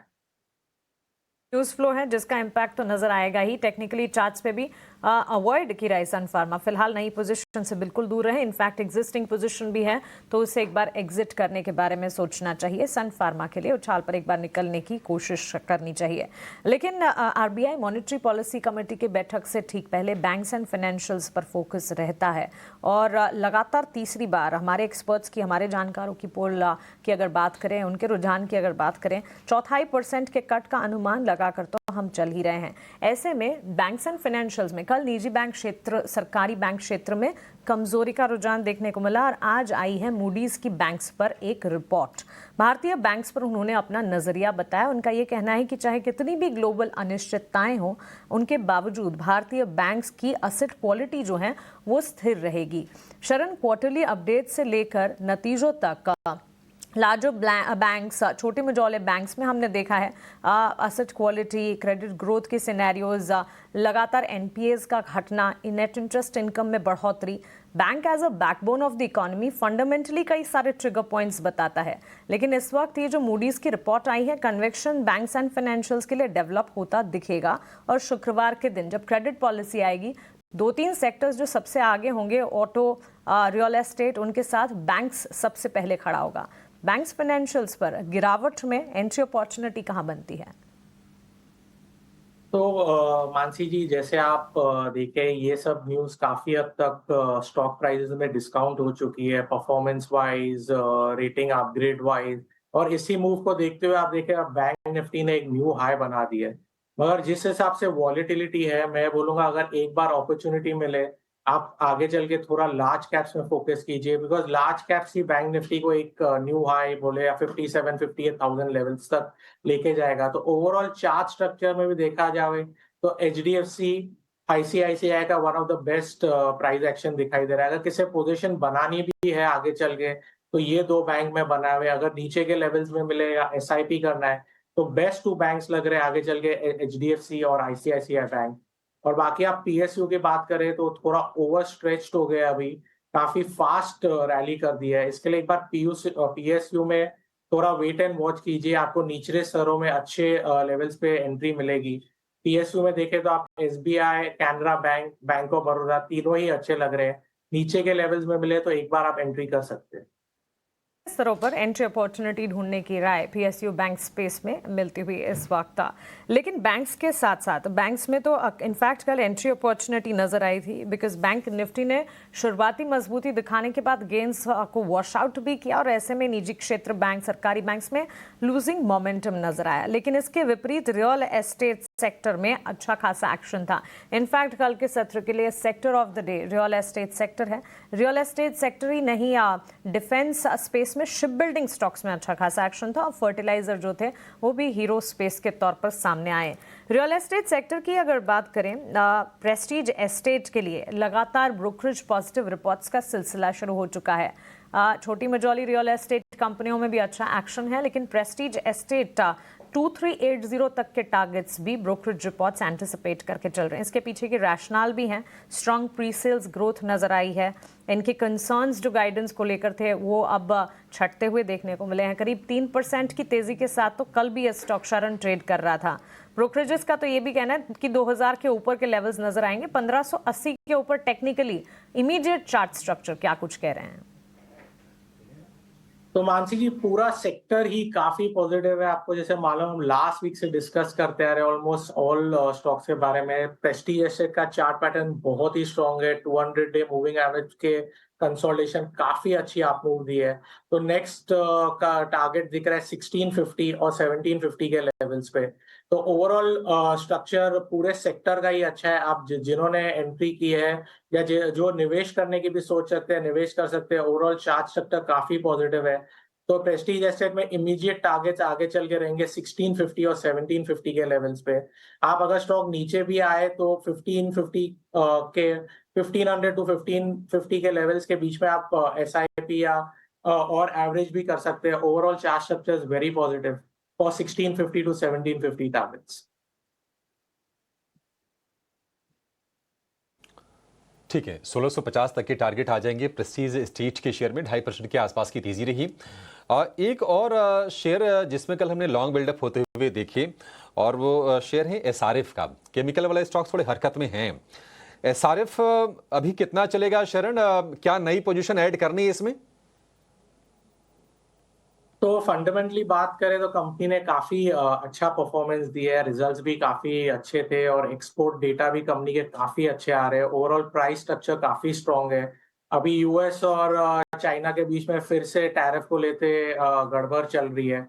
अगर वो टैरिफ चाइना के तरफ बढ़ जाए तो एसआरएफ के लिए फंडामेंटली बहुत ही पॉजिटिव रहेगा, इसलिए उनके एक्सपोर्ट यूएस में और बढ़ जाएंगे एक बार अगर चाइना यूएस की डील नहीं होती है। ओवरऑल चार्ट स्ट्रक्चर काफी पॉजिटिव है, मगर फिर भी मार्केट अगर वॉलेटिलिटी को देख के आप एक बार 2800 के स्टॉप लॉस से जिन्होंने निवेश किया है बने रहिए। जिन्हें अगर निवेश भी करना है तो कर सकते हैं। मुझे लग रहा है स्टॉक अपने न्यू हाइस को रीटेस्ट करके वहां पे एक न्यू ब्रेकआउट भी दे सकता है। Overall very bullish chart structure, hold की राय रहेगी। जिसे अगर एवरेज या न्यू पोजीशन बनाना है 2800 टू 2850 के लेवल्स के बीच में एक न्यू पोजीशन भी बना सकते हैं स्टॉक। ठीक है, बढ़िया है। जिसके पास है होल्ड करें 2800 के स्टॉप लॉस के साथ। नई बाइंग करनी है तो उसी लेवल के आसपास अगर आ जाए 2800 से 2850 के रेंज में मिल जाए तो आपके लिए एक आकर्षक मौका बन जाएगा। एसआरएफ के शेयर में जो तिमाही नतीजे आए थे वो भी काफ़ी तगड़े आए थे एसआरएफ के, और मजबूत एक स्टॉक है, इसमें कोई दो राय नहीं है। लेकिन चलिए आगे बढ़ने से पहले जरा ये जान लेते हैं कि आज ब्रोकरेजेस की रिपोर्ट्स कौन सी आई हैं, ब्रोकरेजेस कहां पर बुलिश हैं कहां बेरिश हैं, और ये सारे रिपोर्ट्स को खंगाल कर एक कंसाइज फॉर्म में लेकर हमारे साथ जुड़ गई हैं हमारी सहयोगी आशीषा। आशीषा, बताइए कहां पर फोकस होगा आज? बिल्कुल अभिषेक, सबसे पहले केईसी इंटरनेशनल पर नजर डालते हैं। एंटीक की रिपोर्ट आई है, उन्होंने होल्ड की रेटिंग बरकरार रखी है और 919 रुपये प्रति शेयर का लक्ष्य रखा है। एंटीक का मानना है कि हाँ, रेवेन्यू पोटेंशियल और आउटलुक तो काफ़ी पॉजिटिव है, लेकिन स्टॉक काफ़ी एक्सपेंसिव है। वैल्यूएशन के चलते शायद ज़्यादा अपसाइड स्टॉक में नहीं दिखेगा, जिसके चलते उन्होंने होल्ड की रेटिंग बरकरार और 919 रुपये प्रति शेयर का लक्ष्य रखा है। उन्होंने कहा टीएनडी बिजनेस आउटलुक काफ़ी पॉजिटिव है, मार्जिन्स एक्सपैंड होते हुए नजर आ सकते हैं। टीएनडी की ऑर्डर बुक पोजीशन भी काफ़ी स्ट्रांग है, लेकिन प्रीमियम वैल्यूएशन पर स्टॉक ट्रेड करता है, जिसके चलते ज़्यादा अपसाइड नहीं नजर आएगा, और इसी के चलते 919 रुपये प्रति शेयर का लक्ष्य उन्होंने बरकरार रखा है। इसके अलावा टायर कंपनी सीएट, यहाँ पर नुवामा की रिपोर्ट है, खरीदारी की राय बरकरार, 3800 रुपये प्रति शेयर का लक्ष्य सीएट पर इन्होंने दिया है। उन्होंने कहा कि कॉस्मो का एक्विजिशन जो कंपनी ने हाल फिलहाल में किया, उसके चलते कंपनी के एक्सपोर्ट्स बढ़ते हुए नजर आ सकते हैं। मार्जिन प्रोफाइल भी कंपनी का इम्प्रूव होगा और FY26 में एक्सपोर्ट ग्रोथ काफ़ी स्ट्रांग नजर आएगा, जिसके चलते उन्होंने खरीदारी की राय बरकरार रखी है। Market share gains company enjoy कर पाएगी, और जब ही कॉस्मो कंसोलिडेट होता है कंपनी के बिजनेस प्रोफाइल में तो रेवेन्यू पोटेंशियल कंपनी का बढ़ता हुआ नजर आएगा। तो काफ़ी पॉजिटिव रिपोर्ट है। सीएट पर खरीदारी की राय 3800 रुपये प्रति शेयर का लक्ष्य रखा है। और लास्ट में जुबिलेंट फूडवर्क्स पर सिटी की रिपोर्ट है, 90 डे कैटलिस्ट वॉच उन्होंने शुरू किया है। खरीदारी की राय 805 रुपये प्रति शेयर का लक्ष्य, और उनका मानना है कि LFL यानी लाइक फॉर लाइक ग्रोथ जो कंपनी रिपोर्ट करती है उसमें आगे चलते हुए इम्प्रूवमेंट दिखाई देगा। डिमांड सब्ड्यूड है, लेकिन उसके बावजूद LFL ग्रोथ काफ़ी स्ट्रांग रहेगा। निफ्टी से कंपेयर करें तो स्टॉक ने अंडर परफॉर्म किया है, जिसके चलते अब उनको लगता है कि स्टॉक आउट परफॉर्म करता हुआ नजर आएगा। 90 day catalyst watch Jubilant Foodwork city के इस रिपोर्ट के चलते आज फोकस में होगा। ठीक है, तो अच्छी रिपोर्ट्स हैं। एंटीक की रिपोर्ट है केसी इंटरनेशनल पर, और 90 डेज के कैटलिस्ट वॉच में रखा है सिटी ने जुबिलेंट फूड को। हालांकि जुबिलेंट फूड में अगर हम इस साल की बात करें तो निवेशकों ने पैसे बनाए नहीं है, काफ़ी हमने उतार चढ़ाव देखे हैं। नेट अगर बात करें YTD रिटर्न की तो 10-11% आपको ये शेयर नीचे दिखेगा, लेकिन भरोसा है सिटी का। एक टेक्निकल चेक भी लेंगे, लेकिन एक काम करते हैं, एक छोटे से ब्रेक लिए रुकेंगे। लेकिन ब्रेक से पहले आपको बता दें कि महीने की शुरुआत में अक्सर बड़े बड़े पैसों के काम होते हैं, जैसे सैलरी आती है, बिल भरने होते हैं, खर्चों की प्लानिंग होती है। लेकिन जिस तरह हम अपने खर्चों की प्लानिंग करते हैं, उसी तरह अपने निवेश की प्लानिंग करना भी उतना ही जरूरी है। और इसी आदत को बढ़ावा देने के लिए SBI म्यूचुअल फंड और टाइम्स नेटवर्क मिलकर एक खास राष्ट्रीय इन्वेस्टर अवेयरनेस पहल शुरू कर रहे हैं, जिसका नाम है भारत निवेश बेहतर कल। इस पहल का मकसद है भारतीयों में लगातार निवेश करने की आदत को प्रोत्साहित करना ताकि वो अपना आर्थिक भविष्य को सुरक्षित कर सकें। और छोटे से ब्रेक ले रुकेंगे। ब्रेक के बाद अगले शो मार्केट लाइव की शुरुआत करेंगे हेडलाइंस के साथ। आप कहीं जाएगा नहीं, हमारे एक्सपर्ट्स हमारे साथ बने हुए हैं।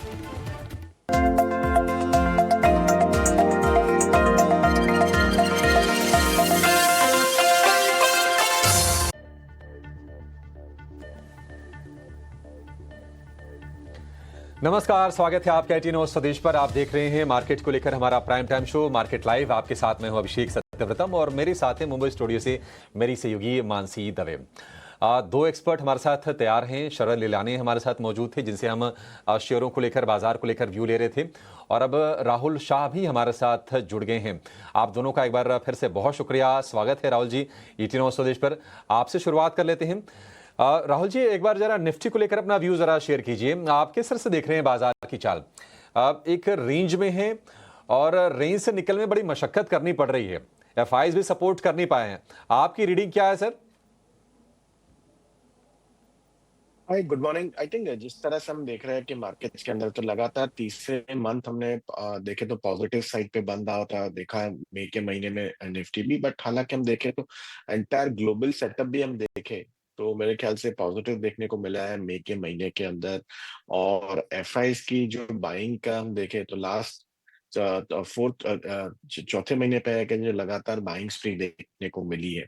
तो मेरा मानना है कि जिस तरह से सेटअप बनता हुआ देखने को मिला है और ये जो क्वार्टरली अर्निंग्स आते हुए देखने को मिली है ये क्वार्टर के अंदर, तो मेरे ख्याल से ईयर ऑन ईयर ग्रोथ आते हुए देखने को मिला है। और लगातार लास्ट 3 क्वार्टर के अंदर निफ्टी में ईपीएस डाउनग्रेड की दिखा हमने रेदर देन अपग्रेड्स। तो मेरे ख्याल से ये टाइम के अपग्रेड्स भी मेरे ख्याल से ठीक ठाक है। निफ्टी कंपनीज के अंदर में भी मेरे ख्याल से डाउनग्रेड्स कम देखने को मिले हैं। तो मेरे ख्याल जो लग रहा है तो निफ्टी वैल्यूएशन पर्सपेक्टिव जो है तो मेरे ख्याल से 25,000 आसपास मेरे ख्याल से fully valued in terms of last 10 साल के पी एवरेज देखें हम तो 21.8 टाइम पे ट्रेड करते हुए देखने को मिलेगा, जो 20 साढ़े 20 के आसपास एवरेज रहता है। तो मेरे ख्याल से स्टॉक स्पेसिफिक अप्रोच पॉजिटिव रह सकता है। निफ्टी में हालांकि डाउन साइड भी मुझे नहीं लगता है कि मेजर कुछ गिरने को लग रहा है यहाँ से।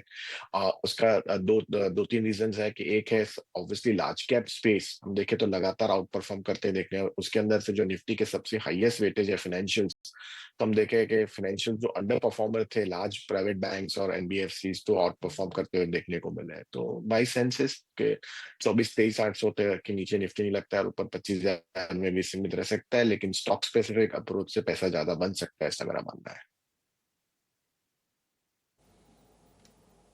ठीक है, स्टॉक स्पेसिफिक बाजार में अप्रोच रखनी चाहिए, बिल्कुल सही रणनीति है। राहुल जी, सामने तो आरबीआई की पॉलिसी भी खड़ी है।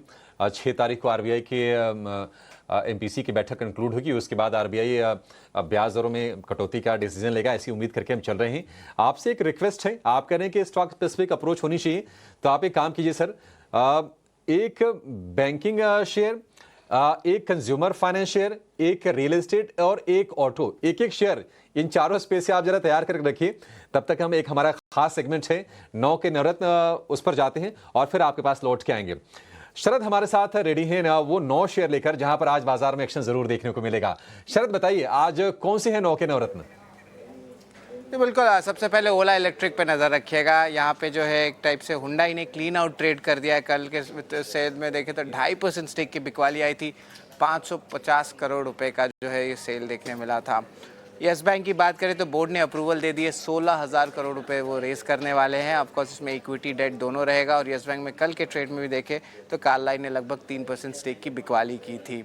Tata steel, JSW steel, metal stocks पे जो है नेगेटिव रिएक्शन आ सकता है। डोनाल्ड ट्रंप ने साइन कर दिया ऑर्डर जहाँ पे स्टील एल्यूमिनियम प्राइसेस जो है, जो टैरिफ्स है उसको बढ़ा दिया 25 से 50% तक का। सेंटिमेंटली नेगेटिव है।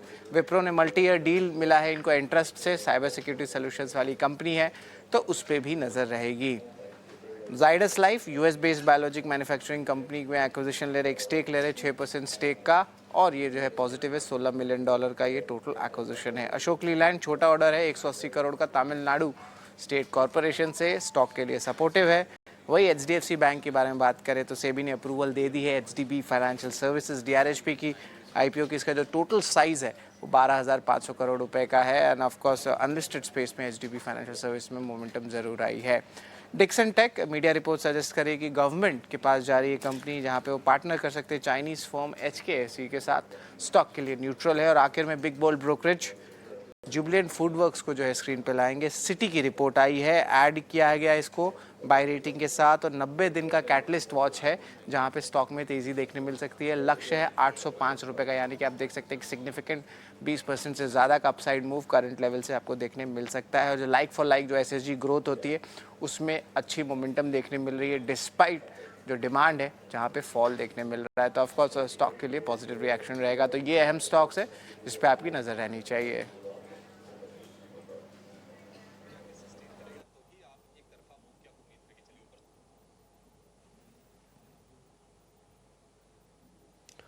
ठीक है, तो ये तमाम शेयर हैं जो आज आपके फोकस में रहेंगे और प्री ओपन में ही इसमें एक्शन देखना शुरू हो जाता है।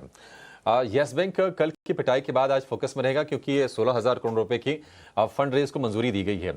राहुल जी, एक बार ना यस बैंक पर आपसे व्यू चाहिए, और जो मैंने आपसे 4 स्टॉक के बारे में रिक्वेस्ट की थी, जरा वो शेयर भी बताइए कि कहाँ फोकस करें RBI की पॉलिसी से पहले।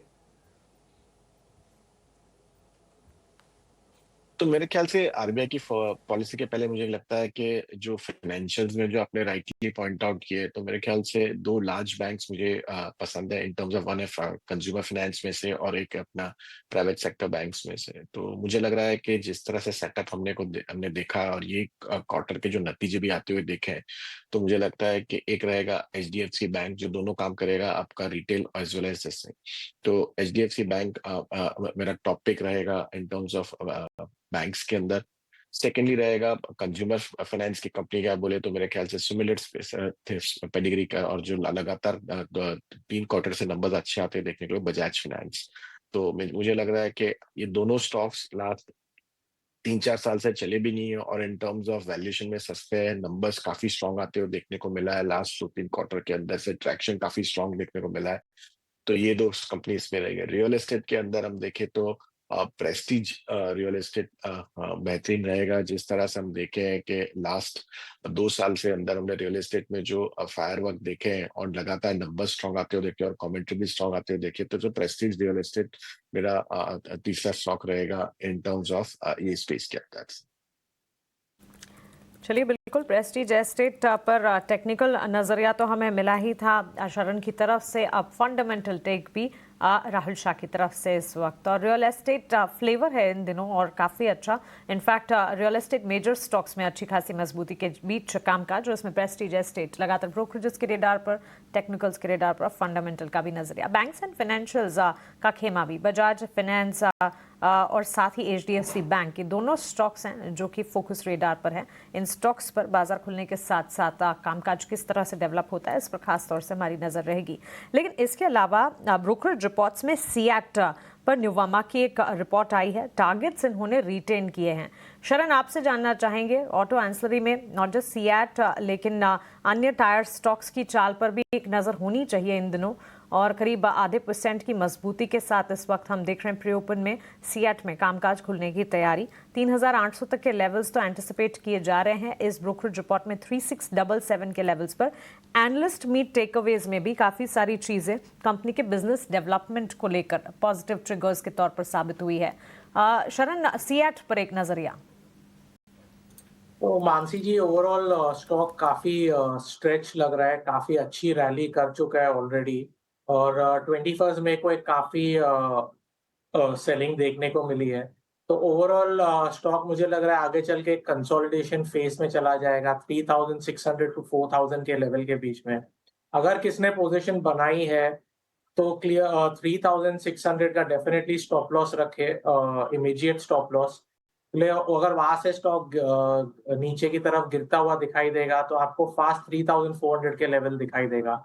ओवरऑल प्राइस एक्शन पॉजिटिव है, मगर आगे चल के स्टॉक एक कंसोलिडेशन फेज में जाता हुआ ज्यादा दिख रहा है, और अपसाइड मोमेंटम कैप टेक 3,900 के आसपास।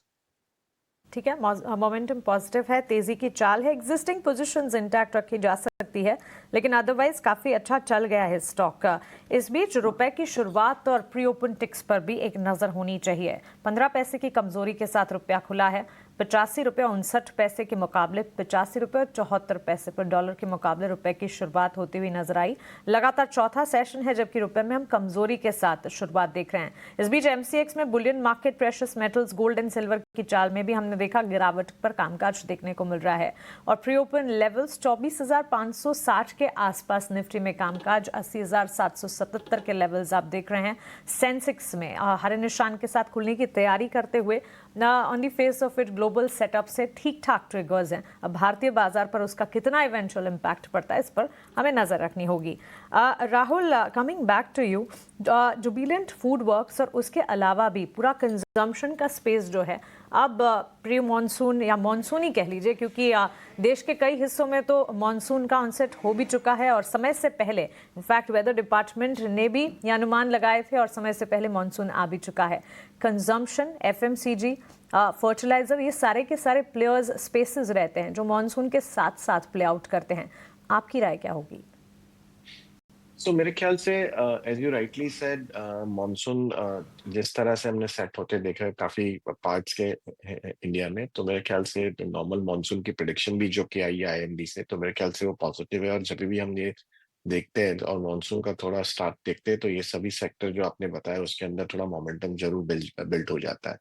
तो मेरे ख्याल से आपका जो फूड जुबिलेंट फूड की बात की आपने या इसकी बात की, तो मुझे लग रहा है कि जुबिलेंट फूड के अलावा आई थिंक जो फूड डिलीवरी प्लेटफॉर्म वाले स्टॉक्स हैं जैसे कि जोमेटो हो गए या स्विगी हो गए, तो मुझे लग रहा है वो प्रेफरेंस ज्यादा रहेगा क्योंकि just to limit to one sector I think rather than QSR space के अंदर का भी ये काम कर देगा ये डिलीवरी प्लेटफॉर्म वाले स्टॉक्स। और तो मेरे ख्याल से ये एक सेक्टर रहेगा। सेकेंडली कंज्यूमर डिस्क्रिशनरी स्टॉक्स जो है, जैसे हम बात करें तो मुझे लग रहा है कि ऑटोज में, टू व्हीलर्स के अंदर आइशर मोटर, इसमें थोड़ा मेरे ख्याल से मोमेंटम वापस बिल्ड हो सकता है और प्रीमियमाइजेशन ऑफ सेगमेंट है देखने को मिला है, तो मेरे ख्याल से ये एक स्टॉक देखने को मिल सकता है। Thirdly I think consumption stocks देखे प्योरली FMCG और के बास्केट केयर से, तो मुझे लग रहा है कि एशियन पेंट जो ऑयल भी गिरावट देखने को मिले हैं, स्टॉक का प्राइजेस, वैल्यूएशन, ये क्वार्टर के नंबर्स भी मेरे ख्याल से इन लाइन ही आए, मेजर कोई नहीं। थोड़ा मार्केट शेयर गिरते हुए देखने को जरूर मिला था, लेकिन आई थिंक जिस तरह से कंपटीशन फियर्स होते हुए देख रही है तो वैल्यूएशन भी एक काम करता है ये लेवल्स के अंदर, तो मेरे ख्याल से रिस्क टू रिवॉर्ड ये फेवरेबल हो सकता है ये लेवल से।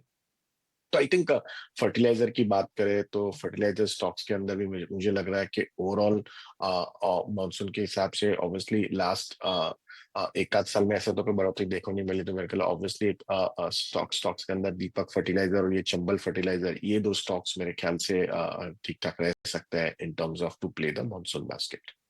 तो चलिए ये राय एक मिलती हुई। प्री ओपन में BML के चार्ट्स में मजबूती के साथ इस वक्त शुरुआत के आसार नजर आ रहे हैं। 4359 के लेवल्स पर शरण 0.5% गेंस के साथ खुलने की तैयारी। एक ब्रीफ व्यू आपसे BML पर जानना चाहेंगे।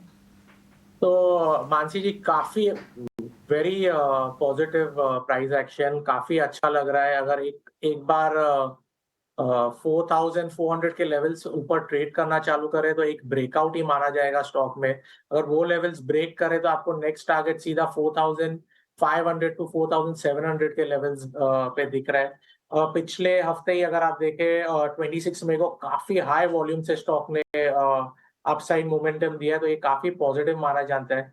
तो 4400 टू 4425 के ऊपर अगर स्टॉक ट्रेड करना चालू करे तो न्यू पोजीशन भी बना सकते हैं। 4600 टू 4700 के लेवल्स आप देख सकते हैं। वैल्यूएशन वाइज भी स्टॉक काफी रीजनेबल वैल्यूएशन पे ट्रेड करता है, तो फंडामेंटली भी एक अच्छी बैकिंग है स्टॉक पे। और अगर पोजीशन बना रहे हैं तो स्टॉप लॉस जरूर डालिए 4200 का डेली क्लोजिंग बेसिस पे। एक बार स्टॉप लॉस भी जरूर डालिए, रिस्क मैनेज करना भी बहुत ही इंपॉर्टेंट है। ठीक है, BML ये फोकस में है। कल अच्छी तेजी हमने BML के शेयर में देखी थी और वैसे अगर आप देखेंगे तो पिछले महीने भर में बहुत तेज रफ्तार से ये शेयर दौड़ा है। डिफेंस वाला पूरा का पूरा खेमा एक्टिव है, क्योंकि पहले भारत पाकिस्तान के बीच में तनाव था, अब ये जियो पोलिटिकल थोड़े से कंसर्न्स हैं, ऑर्डर बुक अच्छी है और इसके चलते ये इस स्पेस में पैसा लोगों ने बनाया है और ट्रेड करके भी लोगों ने कमाई की होगी। चलिए बाजार पर आते हैं। प्री ओपन की लेवल्स तो सेटल हो ही गए थे, हल्की सी तेजी पर शुरुआत होने की उम्मीद है निफ्टी की 24,550 के आसपास। कल जहां पर बंद हुआ तो उसके आसपास ही निफ्टी बैंक में 50 अंक ऊपर खुलने के संकेत हैं, तो शांत शुरुआत की उम्मीद है। ठीक है, शांत थोड़ा हो, उसके बाद बाजार अगर मोमेंटम पकड़े तो लोगों के लिए पैसे बनाने के मौके थोड़े से बढ़ जाते हैं ओपनिंग ट्रेड में। लेकिन आज जहां पर शुरुआत अच्छी होगी, आपको नजर होनी चाहिए बैंकिंग स्टॉक्स पर। एमपीसी की बैठक शुरू हो रही है, एसबीआई में अच्छी शुरुआत की उम्मीद है, करीब 1% ऊपर ये शेयर खुलता हुआ दिखाई दे रहा है। और उसके अलावा रिलायंस में आज ठीक ठाक शुरुआत होने की उम्मीद है। बाजार खुल गया है, निफ्टी वही 20-30 अंक ऊपर खुला है। निफ्टी बैंक की बात करें तो 90 अंक ऊपर आपको फिलहाल शुरुआत होती दिखेगी और सेंसेक्स सेंचुरी लगाकर कारोबार कर रहा है 80,900 के आसपास। तो शुरुआत पॉजिटिव और शांत शुरुआत के बाद बाजार ने थोड़ा सा मोमेंटम पकड़ने की कोशिश की है।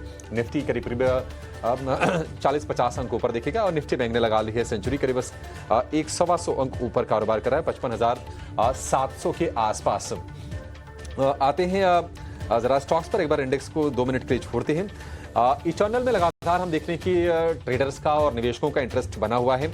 आज 1% शुरुआत की है इटर्नल ने। भारतीय एयरटेल में करीब आधे % के आसपास की तेजी है। इंडसइंड बैंक में आधे % की तेजी है। डॉक्टर रेड्डीज भी आधा % ऊपर है। M&M की बात करें तो वहां पर मोमेंटम लगातार बरकरार है और हमारे एक्सपर्ट्स के रडार पर भी ये शेयर था। M&M के शेयर में भी तेजी है। ऑटोज की बात करें तो हीरो मोटो के शेयर में भी आज हम तेजी देख रहे हैं। और बैंकिंग फाइनेंशियल की बात करें तो आप एसबीआई पर नजर डालिए और एसबीआई के अलावा आप देखिए जियो फाइनेंस को, वहां पर तेजी शुरुआती हो रही है। तो बैंकिंग फाइनेंशियल आज आपको थोड़े से एक्टिव दिखेंगे रिलेटिवली बाजार में। अगर आप तुलना करें बाकी स्पेस से तो वहां पर आपको थोड़ी सी पार्टिसिपेशन ज्यादा दिखेगी। और जाहिर सी बात है आज से एमपीसी की बैठक भी शुरू हो जाएगी, 6 तारीख को आएगी पॉलिसी। अगर हम गिरने वाले शेयरों की बात करें तो आईटी में थोड़ा सा शुरुआती प्रेशर है और स्पेशली आप टीसीएस देखिए करीब 1% नीचे ये शेयर कारोबार कर रहा है। मेटल वाले खेमे में अगर हम देखेंगे तो आप जेएसडब्ल्यू स्टील थोड़ा सा कमजोर है। आईसीसी बैंक के शेयर पर थोड़ी नरमी देख रहे हैं, तो थोड़ा डाइवर्जन हो सकता है कि देखने को अब मिल जाए, क्योंकि एचडीएफसी बैंक ऊपर है, आईसीसी बैंक नीचे। अगर ऐसा ही रहा तो फिर निफ्टी बैंक एक रेंज में फंस के रह जाएगा। इस बीच ब्लॉक डील्स आ रही हैं। अभी थोड़ी देर पहले अभी FRL की इक्विटी एक्सचेंज की खबर आई थी, शेयर 5% नीचे है।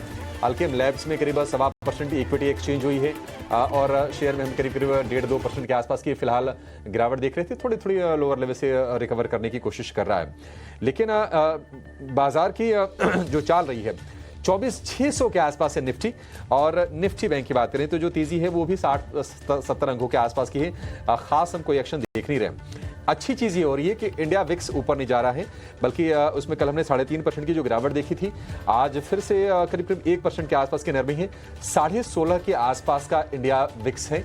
इस बीच टाटा टेक की भी ब्लॉक डील की खबर आ गई। 2.1% इक्विटी एक्सचेंज हुई है। शेयर है करीब 1.5% नीचे, 750 रुपए के आसपास के भाव हैं। ब्रॉडर मार्केट से संकेत शुरुआती ठीक है, करीब 1300 शेयर ऊपर हैं और 800 शेयर इस वक्त नीचे कारोबार कर रहे हैं। ये निफ्टी का हीट में आप इसमें देखेंगे तो आपको बजाज फिनसर्व, श्रीराम फाइनेंस ये शेयर आपको ऊपर दिखेंगे। निफ्टी बैंक में अगर आप देखेंगे तो बंधन, आईसीआईसीआई, एक्सिस ये थोड़े से नरम हैं। हालांकि एक्सिस में और आईडीएफसी फर्स्ट बैंक में गिरावट बहुत ही मामूली है। लेकिन जो सरकारी बैंक है पीएनबी, एसबीआई में थोड़ा सा एक्शन आपको शुरुआत में देखने को मिलेगा। एचडीएफसी बैंक बाजार को फिलहाल सपोर्ट करने का काम करता हुआ आपको दिखेगा। निफ्टी आईटी में अगर आप टीसीएस को छोड़ दें तो बाकी स्क्रीन ठीक दिख रही है, क्योंकि अमेरिका से संकेत ठीक आए थे। टीसीएस भी आधे % ऊपर हो सकता है कि रिकवर करके ये भी शेयर आपको हरे निशान में आता हुआ दिखे, क्योंकि नेस्डेक में कल हमने लोअर लेवल से अच्छी रिकवरी देखी। एनवीडिया की अगुवाई में शेयर वहां पर चले हैं। 3% की तेजी एनवीडिया के शेयर में कल हमने देखी थी अमेरिका में। मेटल में माहौल थोड़ा सा बटा हुआ है और इसकी वजह यह है कि डोनाल्ड ट्रंप ने स्टील और एल्यूमिनियम पर जो टैरिफ है उसको 25 से बढ़ाकर कर दिया है 50%। हालांकि हमारा जो एक्सपोजर है अमेरिका में बहुत ज्यादा नहीं है।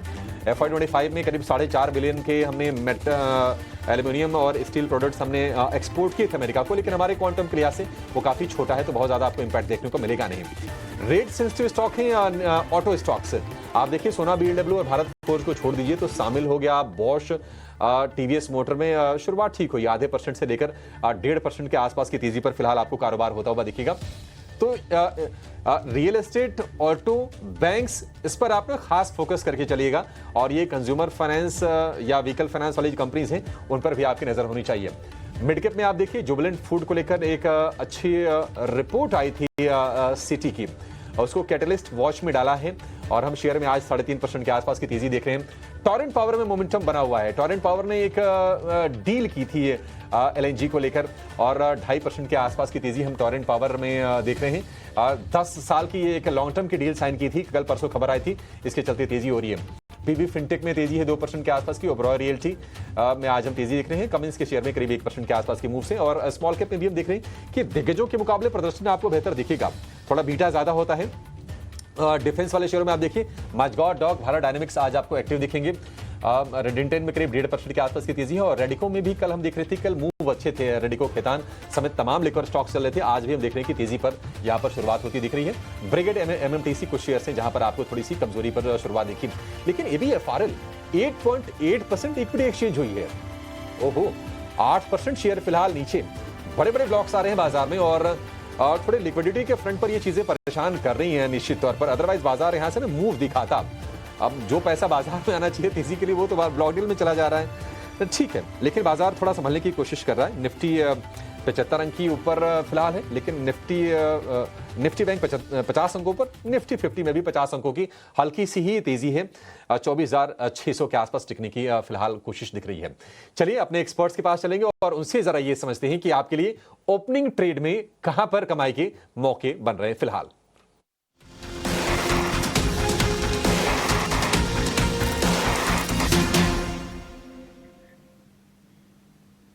चलिए, तो 3 से 4 ब्लॉक डील्स के बावजूद भारतीय बाजार ने अपनी स्ट्रेंथ को बरकरार रखने की कोशिश की है। ये इन इटसेल्फ काबिले तारीफ है। इस वक्त अगर आप देखेंगे 55,638 के लेवल्स पर बैंक निफ्टी में हरे निशान के साथ कामकाज तो नजर आ रहा है। निफ्टी की तस्वीर भी कुछ ऐसी ही नजर आएगी। 24,583 के लेवल्स पर हम देख रहे हैं, यहाँ पर भी ग्रीन पैटर्न और ब्रॉडर मार्केट्स में भी बाजार को संभलने देते हैं। 15 से 20 मिनट इंडेक्स वाइज मार्केट को वॉच लिस्ट में रखना चाहिए, लेकिन sector specific this morning her sector, her pocket में अच्छा खासा एक्शन देखने को मिल रहा है।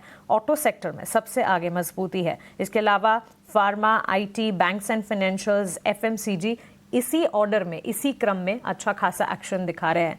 हर सेक्टर में आज हरे निशान के साथ कामकाज देखने को मिल रहा है और शिप बिल्डिंग स्पेस लगातार हम देख रहे हैं तीसरा ट्रेडिंग सेशन है, जबकि Cochin shipyard, garden reach ship builders, ये सारे स्टॉक्स मैसगांव, डॉक के यहाँ पर अच्छी खासी मजबूती की चाल है। एंट्री अपॉर्चुनिटी नहीं मिल रही है। जिनकी एग्जिस्टिंग पोजीशन होंगी वो तो खुश होंगे, लेकिन एंट्री वाइज इस वक्त इन स्ट्रॉन्ग काउंटर्स में शिप बिल्डिंग स्पेस में अपॉर्चुनिटी नहीं मिल रही है। मिड कैप, स्मॉल कैप शेयरों पर भी नजर होनी चाहिए, खरीदारी वहां से भी। ब्रॉडर मार्केट्स भी एक्शन के साथ शुरुआत करते हुए, इनफैक्ट मिड कैप इंडेक्स में तो करीब 300 अंकों की तेजी देखने को मिल रही है। शरण, कैसे देख रहे हैं बाजार की इस शुरुआत को? बाजार की शुरुआत के साथ साथ कौन से स्टॉक्स हैं जो आपके फोकस रेडार पर है? तो जैसा आपने कहा मानसी जी, सेम है। रियल्टी, फाइनेंशियल्स और ऑटो में आप अच्छी तेजी आज देखने को मिल रही है। तो मेरा पहला स्टॉक तो रहेगा टाटा मोटर्स। काफी अच्छा लग रहा है ओवरऑल चार्ट पैटर्न पे, टेक्निकली भी, और इंट्राडे में आप एक पोजीशन बना सकते हैं टाटा मोटर्स में 710 लेवल्स के आसपास। आपका स्टॉप लॉस रहेगा 700 रुपीज। फर्स्ट टारगेट रहेगा 720, सेकेंड टारगेट रहेगा 730 के लेवल्स पे। आज आप टाटा मोटर में लॉन्ग पोजीशन बना के जा सकते हैं। और सेकंड रहेगा एक short call oil and gas sector से। गेल का प्राइस एक्शन काफी वीक लग रहा है। आज स्टॉक ने ओपन हाई बनाया है, तो ओवरऑल आप गेल में एक शॉर्ट पोजीशन बना सकते हैं 189 के लेवल्स पे। स्टॉप लॉस रहेगा 193 के लेवल का।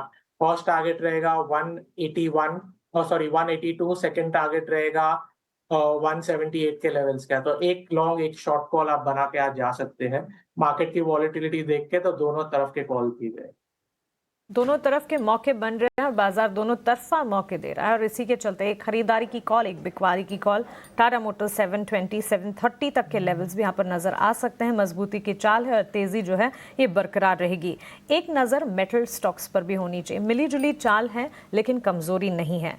ट्रंप ने जो स्टील और एल्यूमिनियम पर टैरिफ हाइक किए हैं 25% से सीधा 50%, वो लागू आज से होते हुए दिखे हैं। लेकिन भारतीय बाजार में मेटल स्पेस पे कोई बड़ा एक्शन या डाउन ट्रेंड इसलिए नहीं नजर आ रहा है क्योंकि हम मेजर एक्सपोर्टर्स नहीं हैं, और major exporters Canada, Brazil, Mexico, South Korea जैसे देश हैं जो कि यूएस को सबसे ज्यादा स्टील एक्सपोर्ट करते हैं। हालांकि भारतीय बाजार में भी मिलीजुली चाल जरूर देखी थी हमने जब ये खबर आई, और उसके ठीक बाद आज के सत्र में भी मिलीजुली चाल है, तो इसके चलते इसे एक बार देखना जरूर चाहिए। राहुल, आपकी राय स्टील मेटल काउंटर्स पर क्या होगी? ढेर सारे न्यूज फ्लोज हैं ग्लोबल फ्रंट पर जो इम्पैक्ट कर सकते हैं स्लोली एंड इवेंचुअली।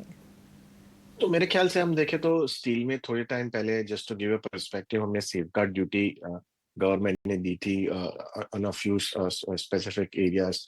तो मेरे हिसाब से जो सेफगार्ड ड्यूटी आई थी वो to protect the domestic country. तो उसका रीजन यही था कि steel prices in India much much much more higher than what the imports जो होते थे यहाँ लैंड होते थे। तो मेरे ख्याल से इसके अंदर इम्पैक्ट ऑब्वियसली सेंटिमेंट वाइज जरूर होगा, लेकिन मेरे ख्याल से ज्यादा कुछ इम्पैक्ट डोमेस्टिकली मेरे ख्याल से आना मुश्किल लग रहा है steel sector as a whole के अंदर।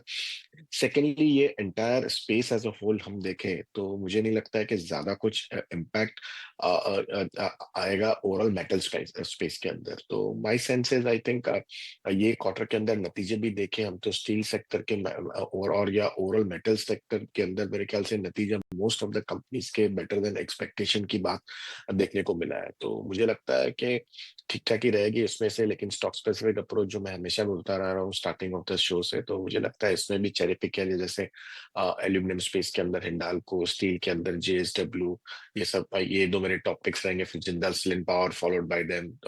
ये तीनों स्टॉक्स मेरे ख्याल से प्ले करना है मेटल प्लेस के अंदर तो मेरे ख्याल से लिए जा सकते हैं। जी बिल्कुल, ऑफ कोर्स लॉन्ग टर्म बेट है जीएसपीएल, तो इस पे भी नजर आएंगे। शरण, पीएसयू बैंक्स के प्रति तो आपने एक अच्छी ट्रेंड निकाली, आज कुछ खास मूवमेंट नहीं, हरे निशान में ज़रूर है। यहाँ पे जो है कुछ बैंकिंग नेम्स कुछ आ रहे हैं इंटरेस्टिंग आपके सामने, कि ऑलरेडी एक रनअप आ गया है कि थोड़ा सा ब्रीदर लें पीएसयू बैंक्स या इवन प्राइवेट बैंक में, अगर आपकी राय जानना चाहे तो शरण बताएं। शरद, जैसे मैं कह रहा था, काफी फास्ट रनअप आ गया लास्ट वीक से, और आप अभी जो भी मूवमेंट देखोगे मुझे लगेगा थर्सडे के सेकेंड हाफ में ही देखने को मिलेगा। आज के बेसिकली आज के ट्रेडिंग में एक पीएनबी बैंक में थोड़ी डिसेंट मूवमेंट दिख रही है, मगर फिर भी मैं पीएसयू बैंक्स में नई पोजीशन बनाने की राय नहीं दूंगा। पॉलिसी काफी नजदीक आ गई है, मोस्टली मोर और द लेस पोजीशंस कल सेकेंड हाफ में आपको दिखाई देगी बनते हुए, in expectation of a rate cut. अभी वो 25 बेस है या 50 बेसिस पॉइंट है, वो तो फ्राइडे ही पता चलेगा। पर आज के लिए overall no new positions in bank और PSU banks. No positions, volatility भी आ रही है आज। ऑफ कोर्स हफ्ते का जो है वेडनेसडे है, मिड पॉइंट है, ऑफकोर्स थर्सडे में वॉलेटिलिटी रहेगी तो उस पर भी नज़र रहेगी। लेकिन लक्ष्मीकांत जी गुड मॉर्निंग। लक्ष्मीकांत जी, यहाँ पे देखिए थोड़े से रियलिटी स्पेस में कहीं पे जो है सेलिंग भी आ रही है एक दो काउंटर्स पे, फिनिक्स मिल्स और ब्रिगेड एंटरप्राइजेस, दोनों को जो है टाइटल्स आप स्क्रीन पे लाएं। ऑफ कोर्स रियलिटी स्पेस में जो है इंटरेस्ट रेट सेंसिटिव स्टॉक्स भी हैं, लेकिन ओवरऑल देखा जाए तो वॉलेटिलिटी ज़्यादा आ रही है। लक्ष्मीकांत जी, यहाँ पे कुछ अच्छे कमाई के मौके बन रहे रियलिटी स्पेस में? देखिए फिनिक्स मिल्स, ब्रिगेड, यहाँ पे तो जो है गिरावट आ गया है और थोड़ा बढ़ रहा है गिरावट, तो इस पर क्या रहेगी आपकी राय? देखिए, निफ्टी रियलिटी में ऑलरेडी एक अपसाइड का मूव देखने को मिला था पिछले 2 से 3 सेशंस में। हालांकि आज के सत्र में थोड़ी सी प्रॉफिट बुकिंग देखने को मिल रही है, बट जनरली ऐसा होता है जब भी हमें एक वन साइड का रनवे मूव मिलता है तो 2 से 3 दिनों के बाद हल्की सी प्रॉफिट बुकिंग आती है। बट ओवरऑल जो स्ट्रक्चर है निफ्टी रियलिटी इंडेक्स का अभी भी पॉजिटिव है, तो हमें लगता है कि हमें एक short term pull back move आने वाले समय में दिखाई दे सकता है। और अगर आपने जिस स्टॉक की बात करी है फिनिक्स मिल की, तो यहाँ पर भी जो पैटर्न्स बन रहे हैं वो अपसाइड की तरफ ही बन रहे हैं। तो ओवरऑल जो हर्डल है वो निकल कर आ रहा है 1635 1640 के आसपास। मुझे लगता है कि एक बार ये इसके ऊपर निकलता है तो देन आफ्टर हमें अच्छी खासी तेजी देखने को मिल सकती है। वहां पर हमें एक फॉलिंग ट्रेंड लाइन का ब्रेकआउट भी देखने को मिलेगा जो इसको पुश कर सकता है इस स्टॉक को अपने नेक्स्ट स्विंग हाई की तरफ, जो कि आता हुआ दिखाई दे रहा है 1690 के आसपास। हाँ, अगर इसके नीचे जब तक ये ट्रेड करेगा तब तक थोड़ा सा जो रुझान है वो साइडवेज टू पॉजिटिव साइड ही रहेंगे। ओवरऑल स्ट्रक्चर पॉजिटिव साइड का है, तो मुझे लगता है ब्रेकआउट का इंतजार करना चाहिए। 1640 645 के ऊपर अगर स्टॉक निकलता है तो डेफिनेटली इस स्टॉक में बाइंग करके चलना चाहिए। उस दौरान फिर जो हमारा स्टॉप लॉस रहेगा वो रहेगा 1560 का, और जो अपसाइड के टारगेट दिखाई दे रहे हैं वो 1690 से लेकर 1035 तक के निकल कर आ रहे हैं फिनिक्स मिल में। जी बिल्कुल, फिनिक्स मिल्स में वेट एंड वॉच की जो है सलाह है। लक्ष्मीकांत जी, आपके कॉल्स क्या हैं, जरा बता दें, टेक्निकल कॉल्स। जी, सबसे पहली कॉल है लॉरेस लैब।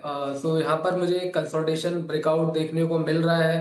हालांकि अभी भी इस स्टॉक को वेट है फॉलो थ्रू बाइंग मोमेंटम का, बट जिस तरीके से इसने बेस फॉर्मेशन बनाए हैं अपने 20 डीएमए और 50 डीएमए के पास, तो मुझे लगता है कि जब तक ये बेस पकड़ के रखता है तब तक हम इसमें अपसाइड के मूव देखने को मिल सकते हैं आने वाले समय में। जो अपसाइड के टारगेट आ रहे हैं वो आ रहे हैं 650 के आसपास, और जो स्टॉप लॉस हमें मेंटेन करना है वो निकल कर आ रहा है 605 का।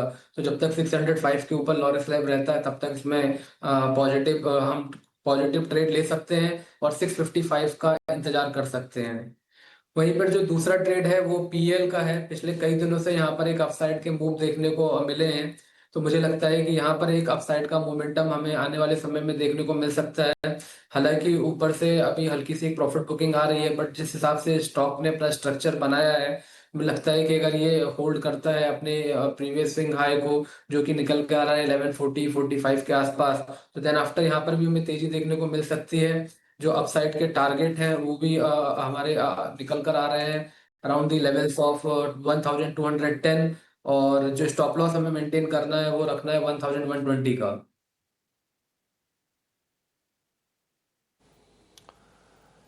ठीक है, ये कुछ स्टॉक्स हैं लक्ष्मीकांत जी की तरफ से। लॉरस लैब्स पर 650 के टारगेट से खरीदारी की सलाह है। पिरामल एंटरप्राइजेस के लिए 1210 के टारगेट हैं। कुछ तेजी के सौदे आपके लिए, लेकिन बाजार ऊपरी स्तरों से फिर से फिसला है और निफ्टी बैंक आ गया है लाल निशान में। 55,600 के नीचे जाके कारोबार हो रहा है और आज हम देख रहे हैं कि डाइवर्जन साफ साफ है। आईसीआईसीआई बैंक आपको कमजोर दिखेगा, आधे % के आसपास की कमजोरी है, और एचडीएफसी बैंक में 1/4% के आसपास की हम तेजी देख रहे हैं। दो बड़े वेटेज वाले शेयर हैं। निफ्टी बैंक की बात करें 29% के आसपास का वेटेज अकेले एचडीएफसी बैंक का, और आईसीआईसीआई बैंक के वेटेज की बात करें तो 25% का वेटेज रखता है। अगर ये डाइवर्जन रह गया तो फिर निफ्टी बैंक फिर एक रेंज में फंस के रह जाएगा, और यही दिक्कत है दो शेयरों के इतने बड़े कंसंट्रेशन के चलते। निफ्टी की जो तेजी है 30-35 अंकों की हल्की सी तेजी आज के सत्र में हम देख रहे हैं। कल की गिरावट के बाद आज फाइनेंशियल स्टॉक्स में थोड़ा सा मोमेंटम आपको दिखेगा। श्रीराम फाइनेंस हो गया, इसके अलावा आप इंडसइंड बैंक, जियो फाइनेंस, कुछ ऐसे शेयर्स हैं जहां पर फाइनेंशियल्स में एक्शन है। और उस एक्शन के पीछे की वजह यह है कि आज से आरबीआई की मॉनेटरी पॉलिसी कमेटी की 3 दिनों की बैठक शुरू हो गई है। 3 दिन ये बैठक चलती है, मंथन होता है कि दरों को लेकर क्या करना है, स्टांस क्या रखना है पॉलिसी का, ये तमाम चीज़ें होती हैं। और इस बार बैठक में क्या फैसला हो सकता है ये ज़रा समझते हैं।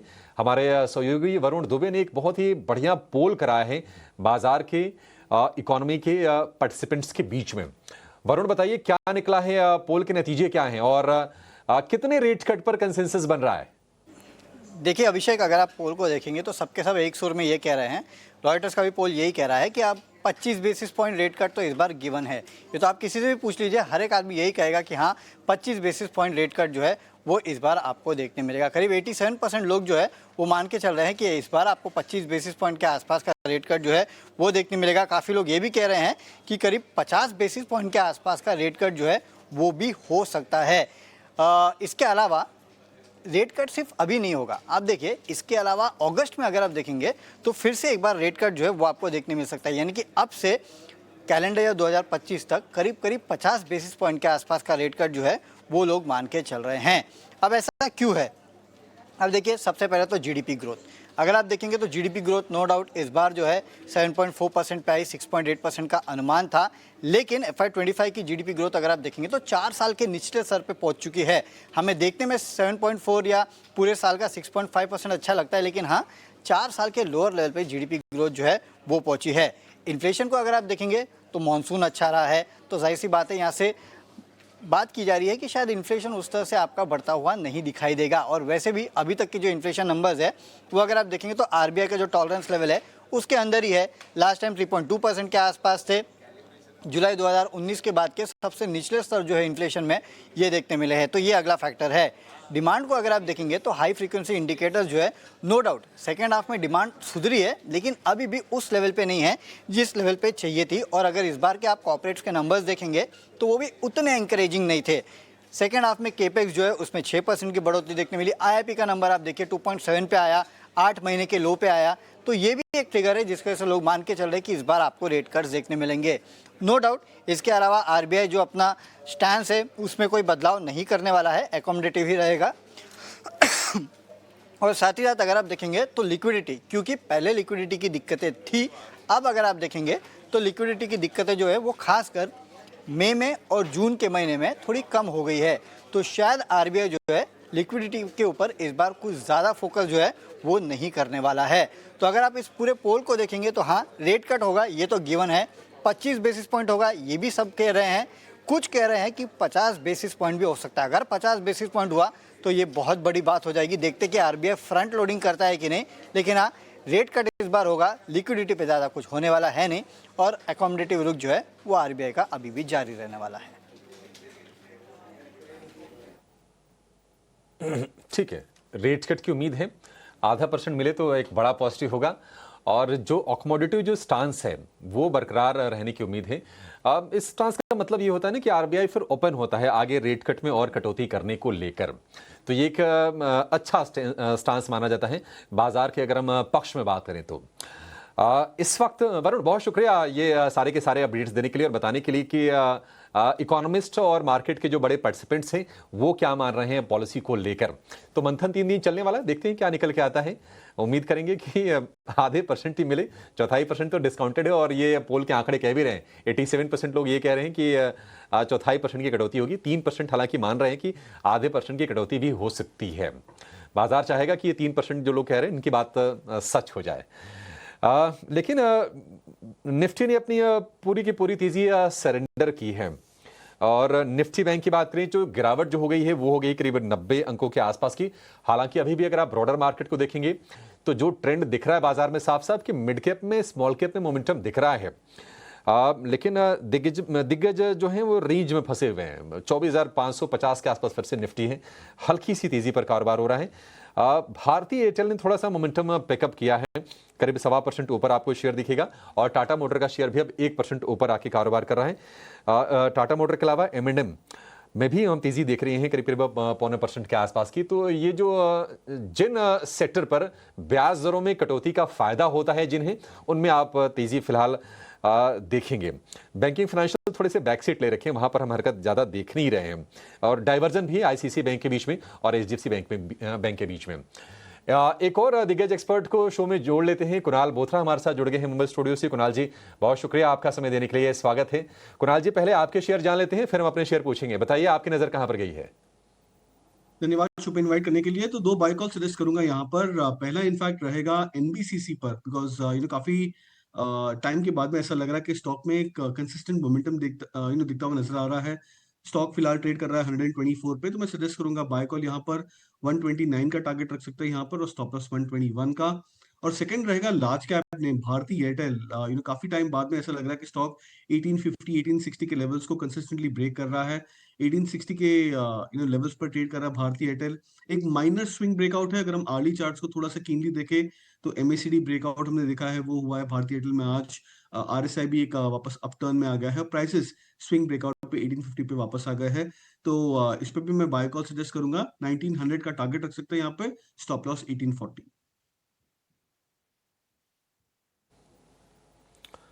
ठीक है, 1900 का टारगेट हो गया भारतीय एयरटेल के लिए। 1% के आसपास की तेजी इसमें देखने को मिल रही है। और दूसरी सरकारी कंपनी जो इंफ्रा रिलेटेड जो शेयर हैं, देखिए इंफ्रा रिलेटेड शेयर भी फोकस में रहेंगे। अगर रेट कट होता है तो बेनिफिशियरी तो वो भी होंगे, उनको सस्ता कर्ज मिल जाएगा। फिर ये केपेक्स वाले रिलेटेड जो एक्टिविटीज होती हैं वो पिकअप करती हैं। तो आप रेट सेंसिटिव के साथ साथ इंफ्रा और कंजम्पशन, ये दो और सेगमेंट है जिन पर फोकस करने की जरूरत है और आरबीआई की पॉलिसी से इनको भी फायदा होगा। ये दो तेजी वाले शेयर होंगे भारतीय एयरटेल के। 1840 का स्टॉप लॉस। कुणाल जी, अगर आपने भारतीय एयरटेल अगर चेक किया है तो जरा भारतीय हेक्साकॉम के बारे में बता दीजिए। ये शेयर भी बैक टू बैक 8 सत्र की लगातार तेजी के साथ हम देख रहे हैं कि अब 1925 रुपए का भाव हो गया है। और जितनी चाल हमने भारतीय एयरटेल में देखी है उससे डबल की रफ्तार इस साल भारतीय हेक्साकॉम की रही है। कहां तक जाएगा शेयर ये? जी हाँ, आई थिंक अभिषेक लास्ट 4 से 5 हफ्तों में आई थिंक इसने ऑलमोस्ट 400 से 500 पॉइंट की बहुत ही बढ़िया तेजी और अपटिक दिखाई है। ये बहुत स्ट्रॉन्ग इंडिकेटर है बिकॉज जब स्टॉक न्यू हाईस क्रॉस करते हैं तब हम कहते हैं कि ब्लू स्काई टेरिटरीज स्टार्ट हो जाते हैं स्टॉक्स में। बिकॉज ये जो लेवल्स होते हैं वो स्टॉक में कभी भी ट्रेड नहीं हुए होते अपनी हिस्ट्री में। और उसके बाद में जब एक कंसिस्टेंट मोमेंटम तेजी बनता हुआ नजर आता है तो ये इंडिकेट करता है कि बायर्स का इंटरेस्ट अभी भी है इन स्टॉक्स में। तो 400 पॉइंट मूव होने के बाद में कभी कभी ऐसा लगता है कि शायद स्टॉक ओवरबॉट हो जाता है चार्ट्स में। बट मुझे ऐसा लग रहा है भारतीय हेक्साकॉम अभी भी फिलहाल ओवरबॉट नेचर्स में नहीं आया है। उसकी आरएसआई भी बिल्ड हो रही है बिकॉज प्राइस हिस्ट्री लिमिटेड है। और अगर हम वॉल्यूम्स को भी देखें तो ग्रेजुअली इंक्रीज कर रहा है। ऐसा कोई स्पर्ट नहीं आया है मेजर वॉल्यूम्स में भारतीय हेक्साकॉम में। तो मेरे अनुमान से बहुत ही बढ़िया चार्ट है। यहाँ से मैं एक्सपेक्ट कर रहा हूँ कि जो ट्रेंडिंग नेचर है ये कंटिन्यू रहेगा भारतीय हेक्साकॉम में। तो जो भी माइनर डिप्स मिलते हैं 1-2 परसेंटेज पॉइंट डिप्स वहां पे एक्यूमुलेट की जानी चाहिए भारतीय हेक्साकॉम को। 2100 का इमीडिएट टारगेट रख सकते हैं स्टॉक पर। ठीक है, 2-2.25% की तेजी भारतीय हेक्साकॉम में और शार्प अपसर्ज बाजार खुलने के साथ ही तेजी वन साइड अप मूव ये स्टॉक में नजर आ रहा है। और 1932 तक के लेवल्स भी इस स्टॉक में आज के सत्र में, इनफैक्ट यहाँ से गिरावट में अगर एंट्री अपॉर्चुनिटी मिल जाए तो खरीदने की राय जरूर रहेगी।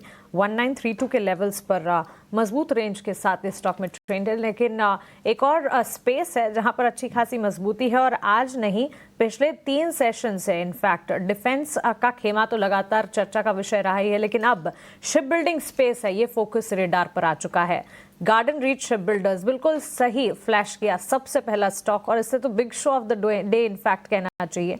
10% की तेजी के साथ इस स्टॉक में ट्रेड देखने को मिल रहा है। इसके अलावा शिप बिल्डिंग स्पेस में कोचिन शिपयार्ड, मैसगांव डॉक, इन दोनों स्टॉक्स पर भी नजर रहनी चाहिए बिकॉज वहां पर भी अच्छा खासा एक्शन, करीब 7% की गेंस। और पिछले 5 ट्रेडिंग सेशन की चाल इन स्टॉक्स की अगर आप देखेंगे तो समझ पाएंगे कि सिर्फ और सिर्फ एक हफ्ते में इन स्टॉक्स ने कितना अच्छा एक्शन दिखाया है। Good morning to you Kunal. Shipbuilding, Mazagon Dock, Cochin Shipyard, add GRSC to it as well. Entry opportunity से तो ये दूर चले गए हैं, इनफैक्ट अपॉर्चुनिटी मिल ही नहीं पा रही है। लेकिन जिनकी एग्जिस्टिंग पोजीशन है उनके लिए राय क्या रहेगी? जी हाँ, आई थिंक एंट्री बहुत डिफिकल्ट होते जा रहा है इन स्टॉक्स में। GRSC for example, Garden Reach, just start of मई महीने में ये स्टॉक 2000 के आसपास था। अब फिलहाल ये 3500 के आसपास आ गया। तो बहुत ही strong, quick, fast surging upmove है इन स्टॉक्स में। डिफिकल्ट होता है इन मूव्स को कैच करना ट्रेडर्स के लिए बिकॉज अगर जनरली हम देखते हैं कि जब ऐसा मूव आता है डिफेंस या एक सेक्टर ओरिएंटेड तो वहां पे अगर 10-20-30% की एक चाल मिल जाती है जहाँ पे मार्केट्स भी कंसोलिडेट करता है तो काफी ट्रेडर्स एग्जिट कर जाते हैं स्टॉक्स को। बट मेरा ऐसा मानना है कि ये एक इंडिकेशन है कि जो लॉन्ग टर्म ट्रेंड्स है इन स्टॉक्स के वो बहुत ही ज्यादा स्ट्रॉन्ग और इंटैक्ट है। तो यहाँ पे जो स्ट्रैटेजी होनी चाहिए ट्रेडर्स की वो होनी चाहिए कि स्टार्ट करिए बाय करने के लिए करंट लेवल्स पे, बट डिप्स का भी वेट कीजिए और डिप्स का फायदा उठाइए बिकॉज बहुत बार ऐसा होता है कि जब 3-4-5% के माइनर डिप्स आते हैं, छोटे से करेक्शन आते हैं तो बहुत बार ट्रेडर्स उस डिप्स को इग्नोर कर लेते हैं। मेरे अनुमान से आई थिंक इन फेजेस में डिप्स को अक्यूमुलेटिव स्ट्रैटेजी के हिसाब से लिया जाना चाहिए। तो बुलिश रहूंगा काफी इन डिफेंस स्टॉक्स पर और शिप बिल्डिंग नेम्स पे, बट बायोन डिप्स की सलाह रहेगी GRSC पर। जी बिल्कुल, इम्पोर्टेंटली डिफेंस स्टॉक्स पे नज़र ज़रूर रहेगी। शरण, ऑफ कोर्स 2 स्टॉक्स हैं इनके फ्यूचर्स जो है एक बार स्क्रीन पे डायरेक्टर साहब लाते हैं। ये कॉल्स भी जो है शरण ने दिए थे, खासकर कि गेल जो भी नियर डेज लो पे है और टाटा मोटर्स, इन पे भी जो है बाई की रेटिंग आई थी इन दोनों फ्यूचर्स पे, तो शरण के कॉल्स बहुत स्ट्रॉन्ग थे और अभी आप मोमेंटम और रिएक्शन भी देखने मिल रहा है। लेकिन शरण, यहाँ पे कंजम्पशन स्पेस से कुछ स्टॉक्स टेक्निकल चार्ट्स में कुछ अच्छे लग रहे हैं अभी। Of course interest rate sensitive stocks related जो है सारे सेगमेंट्स में जो है बज़ आ रहा है, लेकिन कुछ कंजम्पशन स्पेस में कुछ नेम्स में यहाँ पे कोई कमाई के मौके बन रहे हैं। अगर बन रहे हैं तो या आप कुछ अच्छा कॉल ऑप्शन देंगे आप? तो शरद, जैसे देखिए मोस्टली सब स्टॉक एक कंसोलिडेशन फेज में है और मेजर अगर आप मूवमेंट देखें तो 3 ही क्षेत्रों में आ रहे हैं, एक रियल एस्टेट, दूसरा आपका पीएसयू बैंक, तीसरा हो गया आपका डिफेंस। तो अगर आप डिफेंस नेम में देखें तो कोचिन शिपयार्ड मुझे काफी अच्छा लग रहा है, अगर किसी पोजीशन बनानी भी है। जिस हिसाब से अगर आप बाकी स्टॉक्स के मूवमेंट देखें, सारे ही अपने ऑल टाइम हाई को भी क्रॉस कर गए हैं। तो अगर आप कोचिन शिपयार्ड में किसी पोजीशन बनाने लगे, मुझे लग रहा है अभी भी काफी अपसाइड बाकी है स्टॉक पे। अगर कोई पोजीशन बना है 2150 के लेवल्स पे, तो मुझे नेक्स्ट टारगेट दिख रहा है 2300 से 2450 के लेवल्स पे। तो ओवरऑल मैं ये 3 सेक्टर्स में ही ज्यादा बुलिश हूँ। और जनरली शरद आप देखें तो सबसे ज्यादा पैसा बनता ही स्ट्रॉन्ग सेक्टर्स में है। इसके लिए मैं बोलूंगा अगर किसी न्यू पोजीशन बनाने भी है, रियल एस्टेट, पीएसयू में, डिप्स में या डिफेंस में पोजीशन बनाए, कोचिन शिपयार्ड अच्छा लग रहा है। इन शिपयार्ड का स्टॉप लॉस एक बार बता दें लेवल्स। कोचिन शिपयार्ड में अगर न्यू पोजीशन आज के डेट में बनाई है तो आप स्टॉप लॉस बना सकते हैं 2000 के लिए डेली क्लोजिंग बेसिस पे।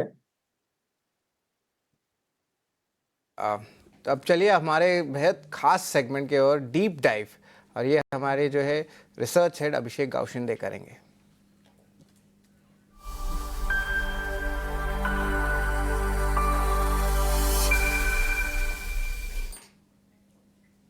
तो स्वागत है आपका डीप डाइव रिसर्च में। हमारे साथ जुड़ रहे हैं हमारे हेड ऑफ रिसर्च अभिषेक गावशिंदे।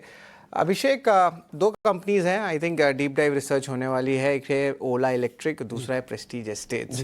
तो ऑफ कोर्स इन्फॉर्मेशन तो है ही, लेकिन अब इसमें डीप डाइव में क्या रहने वाला है बताएं। सी सबसे पहले हम ओला इलेक्ट्रिक की अगर बात करें तो यहाँ पर हमने पहले भी कंसर्न रेज किए थे कि जो इस तरीके से मार्केट डायनामिक्स में चेंज हो रहा है, लीगेसी प्लेयर्स आगे आ रहे हैं, उसके बाद से जो न्यू एज प्लेयर्स हैं जो कि फाइनेंशियली वीक हैं, उनके परफॉर्मेंस में और ज़्यादा दबाव देखने को मिल सकता है। और पिछले महीने जो हमने मार्केट शेयर का डेटा देखा उसके हिसाब से बिल्कुल साफ था कि न्यू एज प्लेयर्स का जो मार्केट शेयर है वो धीरे धीरे गिरता हुआ नजर आ रहा है। लीगेसी प्लेयर्स का मार्केट शेयर इस दौर में बढ़ता हुआ दिख रहा है। और अगर ये ट्रेंड कंटिन्यू रहता है तो आने वाले दिनों में मार्केट शेयर जो इस समय है न्यू एज प्लेयर्स का, स्पेशली ओला जैसे प्लेयर्स का, वो यहाँ से और भी ज़्यादा गिर सकता है। हाल ही के दिनों में हमने कल देखा कि कुछ बड़ी ब्लॉक डील्स भी हुई हैं इसमें, और इन ब्लॉक डील्स के बाद जो है जो एग्जिस्टिंग इन्वेस्टर्स हैं वो भी अगर बाहर जा रहे हैं तो स्टॉक का जो परफॉर्मेंस है उसमें टेक्निकली भी एक वीकनेस यहाँ से भी देखने को मिल सकती है अगर फाइनेंशियल्स में इमीडिएटली कोई बहुत ज़्यादा इंप्रूवमेंट नहीं आता है। दूसरा एक कंसर्न जो ईवी सेगमेंट पे आ रहा है वो रेयर अर्थ मेटल मैग्नेट को लेकर आ रहा है, जो कि हम चाइना से इंपोर्ट करते हैं, और उसमें वहाँ पर कुछ चाइना ने रिस्ट्रिक्शंस लगाए हैं। बजाज ऑटो ने चिंता जाहिर की है कि अगर ये सप्लाई चेन सिस्टम में इंप्रूवमेंट नहीं आता है तो जुलाई के मंथ में प्रोडक्शन, ईवी सेगमेंट के प्रोडक्शन पे इम्पैक्ट पड़ सकता है। और अगर ऐसा होता है तो न्यू एज प्लेयर्स जिसमें कि ओला भी शामिल है, उनके प्रोडक्शन पे जो इम्पैक्ट आएगा उसका जो ओवरऑल प्रभाव होगा वो बहुत ज़्यादा होगा, क्योंकि लेगेसी प्लेयर्स के पास पे आईसी का अच्छा खासा पोर्टफोलियो है और वो उसके जरिए जो है अपनी सेल्स को मेंटेन कर सकते हैं। बट अगर प्रोडक्शन सप्लाई चेन में अगर दिक्कत आती है, प्रोडक्शन वीक होता है, तो उसका जो नेगेटिव इम्पैक्ट जो है वो न्यू एज प्लेयर्स जिसमें कि ओला भी उन पर बहुत ज़्यादा हो सकता है। सो ब्रोकरेज के डाउनग्रेड्स तो है ही, लेकिन डाउनग्रेड के साथ साथ लक्ष्य भी घटाए गए हैं कोटक की तरफ से। ओला इलेक्ट्रिक, न्यू एज प्लेयर्स पर कंसर्न्स और चैलेंजेस जिस पर लगातार हमारा फोकस है। लेकिन अब आ जाते हैं आज की डीप डाइव रिसर्च पर। और अभिषेक, इनफैक्ट आज से ही आरबीआई मॉनेटरी पॉलिसी कमेटी की 3 दिवसीय बैठक शुरू होगी, और बैठक से ठीक पहले कुछ चुनिंदा सेक्टर्स है जो फोकस रेडार पर रहेंगे, जैसे कि auto, real estate, banks and financials. ब्याज दरों में कटौती की उम्मीद से आज कौन सा स्पेस, रियल एस्टेट सेक्टर पर फोकस है आपका? जी हाँ, इसी मद्देनजर जो है हमने रियल एस्टेट का स्टॉक चुना है। और बट इसके प्रेस्टीज एस्टेट को चुनने की दूसरी वजह ये भी है कि इसका एक यूनिक बिजनेस मॉडल है, वेल डाइवर्सिफाइड बिजनेस मॉडल है इन टर्म्स ऑफ ज्योग्राफी और इन टर्म्स ऑफ सेगमेंट। लगभग इसका 45% सेल्स जो है वो बेंगलोर से आता है और उसके बाद 30% सेल्स जो है मुंबई जैसे मार्केट से आता है। लार्जली इसको कहा जाता है कि ये एक सदर्न मार्केट का बड़ा प्लेयर है, बट हाल ही के दिनों में जैसे मुंबई या दिल्ली जैसे बाजार में भी जो है कंपनी अपनी पैठ बना रही है।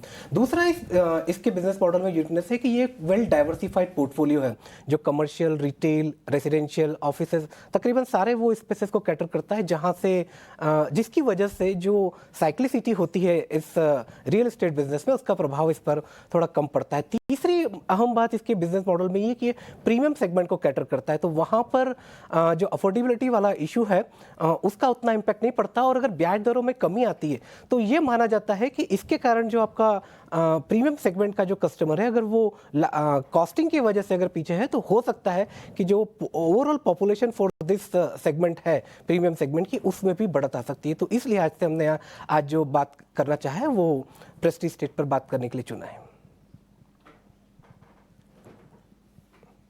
ठीक है, प्रेस्टीज एक वेल डाइवर्सिफाइड कंपनी, रेजिडेंशियल में तो है ही, और बाकी कमर्शियल पोर्टफोलियो भी ठीक ठाक इसका बड़ा होने वाला है। मैं एक डेटा भी पढ़ रहा था अभिषेक कि FY26 में करीब 42,000 करोड़ रुपए के हाउसिंग प्रोजेक्ट्स कंपनी लेकर आने वाली है। एक जो मुझे थोड़ा सा, मैं इस पर आपसे जानकारी चाहूँगा, ये मॉल में या फिर होटल्स में काफ़ी तेज़ी से एक्सपेंड कर रही है, इसे आप किस तरह से देख रहे हैं? ये सपोर्टिव है या फिर थोड़ा सा इसको लेके सतर्क रहना चाहिए? जी देखिए, रियल एस्टेट बिजनेस के बारे में कहें तो वो पूरी तरीके से साइक्लिकल होता है, पर हर सेगमेंट की एक पर्टिकुलर साइकिल है जिसमें वो बिहेव करता है। मैंने इसीलिए शुरुआत में कहा कि इस कंपनी का जो की क्रक्स या बिजनेस मॉडल में की जो अट्रैक्टिंग पॉइंट ये है कि ये वेल डाइवर्सिफाइड है। तो से फॉर एग्जांपल कोई ऐसा सेगमेंट है जो कि इस समय पे अर्ली स्टेज ऑफ ग्रोथ में है, तो वहाँ से आपको इमीडिएटली कोई बहुत बड़ा बेनिफिट देखने को नहीं मिल सकता, परंतु जो एक आपका मैच्योर स्टेज में जो बिजनेस चला गया, से फॉर एग्जांपल रेसिडेंशियल स्टेज या पर्टिकुलर कोई ज्योग्राफी जो जहां पर आपने अच्छा खासा मार्केट शेयर गेन कर लिया है, एक प्रेजेंस बना ली, एक ब्रांड बना ली, तो आपको वहां से फायदा होता हुआ नजर आएगा। तो इसलिए अगर ये मॉल वाले स्पेस या जो आपके कमर्शियल स्पेस में अगर प्रेजेंस बढ़ा रहा है, तो हो सकता है कि साइक्लिसिटी के साथ में उस पर किसी दौर में आपको ऊपर नीचे कुछ होता हुआ दिखाई दे, परंतु जो दूसरे उसके सेगमेंट हैं वो उसकी भरपाई कर लेंगे। तो इस लिहाज से compare to other premium players ये जो स्टॉक है उसमें थोड़ी सी पॉजिटिविटी दिखाई देती है। बिल्कुल बिल्कुल।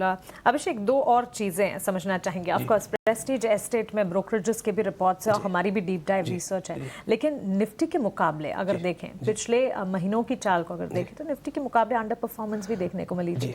सो एक तो उसके पीछे की वजह क्या रही, और दूसरा अब यहाँ से क्या बदलने वाला है कि हम इसे हमारे सेगमेंट का हिस्सा बना रहे हैं? जी, तो सबसे पहले हम इसको जान लेते हैं कि पिछले एक साल में अगर देखें तो इसने निफ्टी 12 महीनों का अगर हम परफॉर्मेंस देखें तो वहाँ पर इसने स्टॉक ने निफ्टी को जो है अंडर परफॉर्म किया है, और उसकी खास वजह यह है कि इसका जो प्री सेल्स या जिसे हम बुकिंग कहते हैं, वहाँ पर Q1, Q2 और Q3 ऑफ द FY25 में लगातार गिरावट देखने को मिली थी। और उसकी खास वजह यह थी कि इसको सर्टेन प्रोजेक्ट्स में जो है प्रोडक्ट अप्रूवल मिलने में डिले हो गया था, परंतु इस समय जो, और उसकी वजह से जो है स्टॉक ने अंडर परफॉर्म किया था, परंतु इस समय जो इसमें बदलाव दिख रहा है वो ये दिख रहा है कि Q4 का जो इसका प्री सेल्स बुकिंग का नंबर आया, वो पिछले 3 क्वार्टर के जो प्री सेल्स बुकिंग का नंबर था उससे करीब करीब दुगना था, उसके एवरेज से करीब करीब दुगना था। दूसरी बात, यहाँ से जो है इसके परफॉर्मेंस में जो है ट्रैक्शन आने की उम्मीद इसलिए ज़्यादा बढ़ जाती है कि कंपनी ने आने वाले दिनों के लिए जो गाइडेंस दिया है वो काफ़ी स्ट्रांग दिया है। तो कंपनी के हिसाब से जो 7,000 करोड़ के आसपास का प्री बुकिंग या प्री सेल्स Q4 में देखने को मिला था, तो कंपनी उम्मीद कर रही है कि Q1 में वो बढ़कर 12 से 13,000 करोड़ रुपए हो जाएगा। अगर ये 12 से 13,000 करोड़ रुपए के आसपास का pre sales booking number Q1 में आप देखते हैं, तो ये पिछले साल के मुकाबले 4x काइंड ऑफ ग्रोथ देखने को मिलेगा। और हम रियल एस्टेट में देखते हैं कि यहाँ पर किसी क्वार्टर में लंपीनेस आती है नंबर्स में और परफॉर्मेंस में, तो वो परफॉर्मेंस की जो लंपीनेस है वो हम Q1 के नतीजों में देख सकते हैं। इस उम्मीद के बाद से बाजार में भी और इन्वेस्टर एनालिस्ट फ्रेटर्निटी में भी जो कंपनी को लेकर जो थॉट प्रोसेस था उसमें बदलाव आ रहा है। इसके अलावा कंपनी की योजना है कि अगले साल करीब करीब 42,000 GDV के प्रोजेक्ट्स को वो लॉन्च करेगा, और साथ ही साथ कंपनी जो है ओवरऑल FY26 के लिए और करीब करीब 25 से 27 हज़ार करोड़ के आसपास के प्रीसेल्स का गाइडेंस दे रही है। इसके साथ ही साथ कंपनी की हॉस्पिटलिटी सेगमेंट जो उसका एसेट है उसके वैल्यू अनलॉकिंग की भी योजना है और कंपनी ने उसके लिए DRHP ऑलरेडी फाइल कर दिया है। तो इन तीनों चारों चीज़ों को जब हम मिलाकर देखते हैं तो हमें एक चीज़ बहुत साफ दिख रही है कि कंपनी का परफॉर्मेंस जो पिछले एक साल में था उससे FY26 में जो है हम बढ़त देखने को मिलेगी। और जो पिछले प्रोजेक्ट कंपनी के जो चलते आ रहे थे हो सकता है कि वो भी अगर रेवेन्यू में टर्न हो तो अगले 2 साल में स्ट्रीट जो एस्टिमेट कर रहा है वो 2x kind of a growth इसकी सेल्स में एक्सपेक्ट कर रहा है। और अगर ये सारी चीज़ें जिस समय टेबल पर आएंगी आपके सामने परफॉर्मेंस में दिखेंगी तो स्टॉक का परफॉर्मेंस बिल्कुल यहाँ से बेहतर होने की संभावना बढ़ जाती है। क्योंकि इस समय भी मैं बता दूं तो स्टॉक जो है अपने 52 वीक हाई से या अपने उच्चतर इस तरह से करीब करीब 20% की डिस्काउंट पे ट्रेड कर रहा है। तो ये जो गैप है ये ओवर द पीरियड जो है इम्प्रूव हो सकता है। अगर मैं EV बाय इसका जो FY26 का जो प्री सेल्स का गाइडेंस है उसको भी अगर डिस्काउंट करूँ तो 2.8 टाइम्स के आसपास होता है। तो क्वाइट वैल्यूएशन के हिसाब से वहाँ पे रीजनेबल हो जाता है। बिल्कुल 2x kind of a growth यानी ग्रोथ दोगुना होने की संभावना।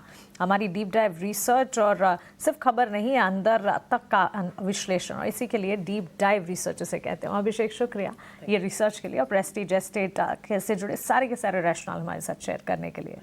चलिए आगे बढ़ेंगे और जल्दी से आपको आज के ऑप्शन की रणनीति बता देते हैं। 5 पैसा कैपिटल के सचिन गुप्ता आज हमारे साथ जुड़े थे और उन्होंने अपनी ऑप्शन की स्ट्रैटेजी जो है वो हमारे सामने रखी और वो रणनीति लगातार आपके स्क्रीन पर हम फ्लैश कर बताएंगे। आज के सत्र में उन्होंने HAL डिफेंस का ही स्टॉक चुना। 5050 की कॉल खरीदने की राय, 160 के लेवल्स पर लक्ष्य 210, स्टॉप लॉस 130 का लगाने की राय, 7500 का अधिकतम मुनाफा होने की संभावना, वहीं 4500 का अधिकतम नुकसान अगर वर्कआउट नहीं करती कॉल तो होने के संकेत भी दिए। FNO को लेकर स्टैंडर्ड डिस्क्लेमर भी आपके स्क्रीन पर चलेगा। FNO ट्रेडिंग रिस्की हो सकती है, एडवाइजर से सलाह लेने के बाद ही FNO में आप उतरें। आगे बढ़ेंगे और आज के दिन को ET Now स्वदेश मना रहा है एज भारत निवेश दिन। और सिर्फ हम ही नहीं, भारत निवेश दिन भी है और हर महीने की 4 तारीख को भारत निवेश दिन के तौर पर मनाया जाता है। और ET Now स्वदेश की एकमात्र कह सकते हैं पहल और मुहिम और हमारा एकमात्र लक्ष्य ये है कि हमारे मार्केट पार्टिसिपेंट्स, हमारे व्यूअर्स को निवेश की अहमियत हम समझाएं। महीने की शुरुआत में अक्सर बड़े बड़े पैसों के काम होते हैं, जैसे सैलरी आती है, बिल भरने होते हैं, खर्चों की प्लानिंग होती है। लेकिन जिस तरह हम अपने खर्चों की प्लानिंग करते हैं उसी तरह अपने निवेश की प्लानिंग करना भी उतना ही ज़रूरी है। इसी आदत को बढ़ावा देने के लिए SBI म्यूचुअल फंड और टाइम्स नेटवर्क मिलकर एक खास राष्ट्रीय इन्वेस्टर अवेयरनेस पहल शुरू कर रहे हैं जिसका नाम है भारत निवेश, बेहतर कल। इस पहल का मकसद भारतीयों में लगातार निवेश करने की आदत को प्रोत्साहित करना है ताकि वे अपना आर्थिक भविष्य सुरक्षित कर सके। क्विकली एक ब्रेक के लिए फिलहाल हम रुक रहे हैं। ब्रेक के उस पार 10 का बाजार और मार्केट की महारत ही लेकर वापस लौटेंगे।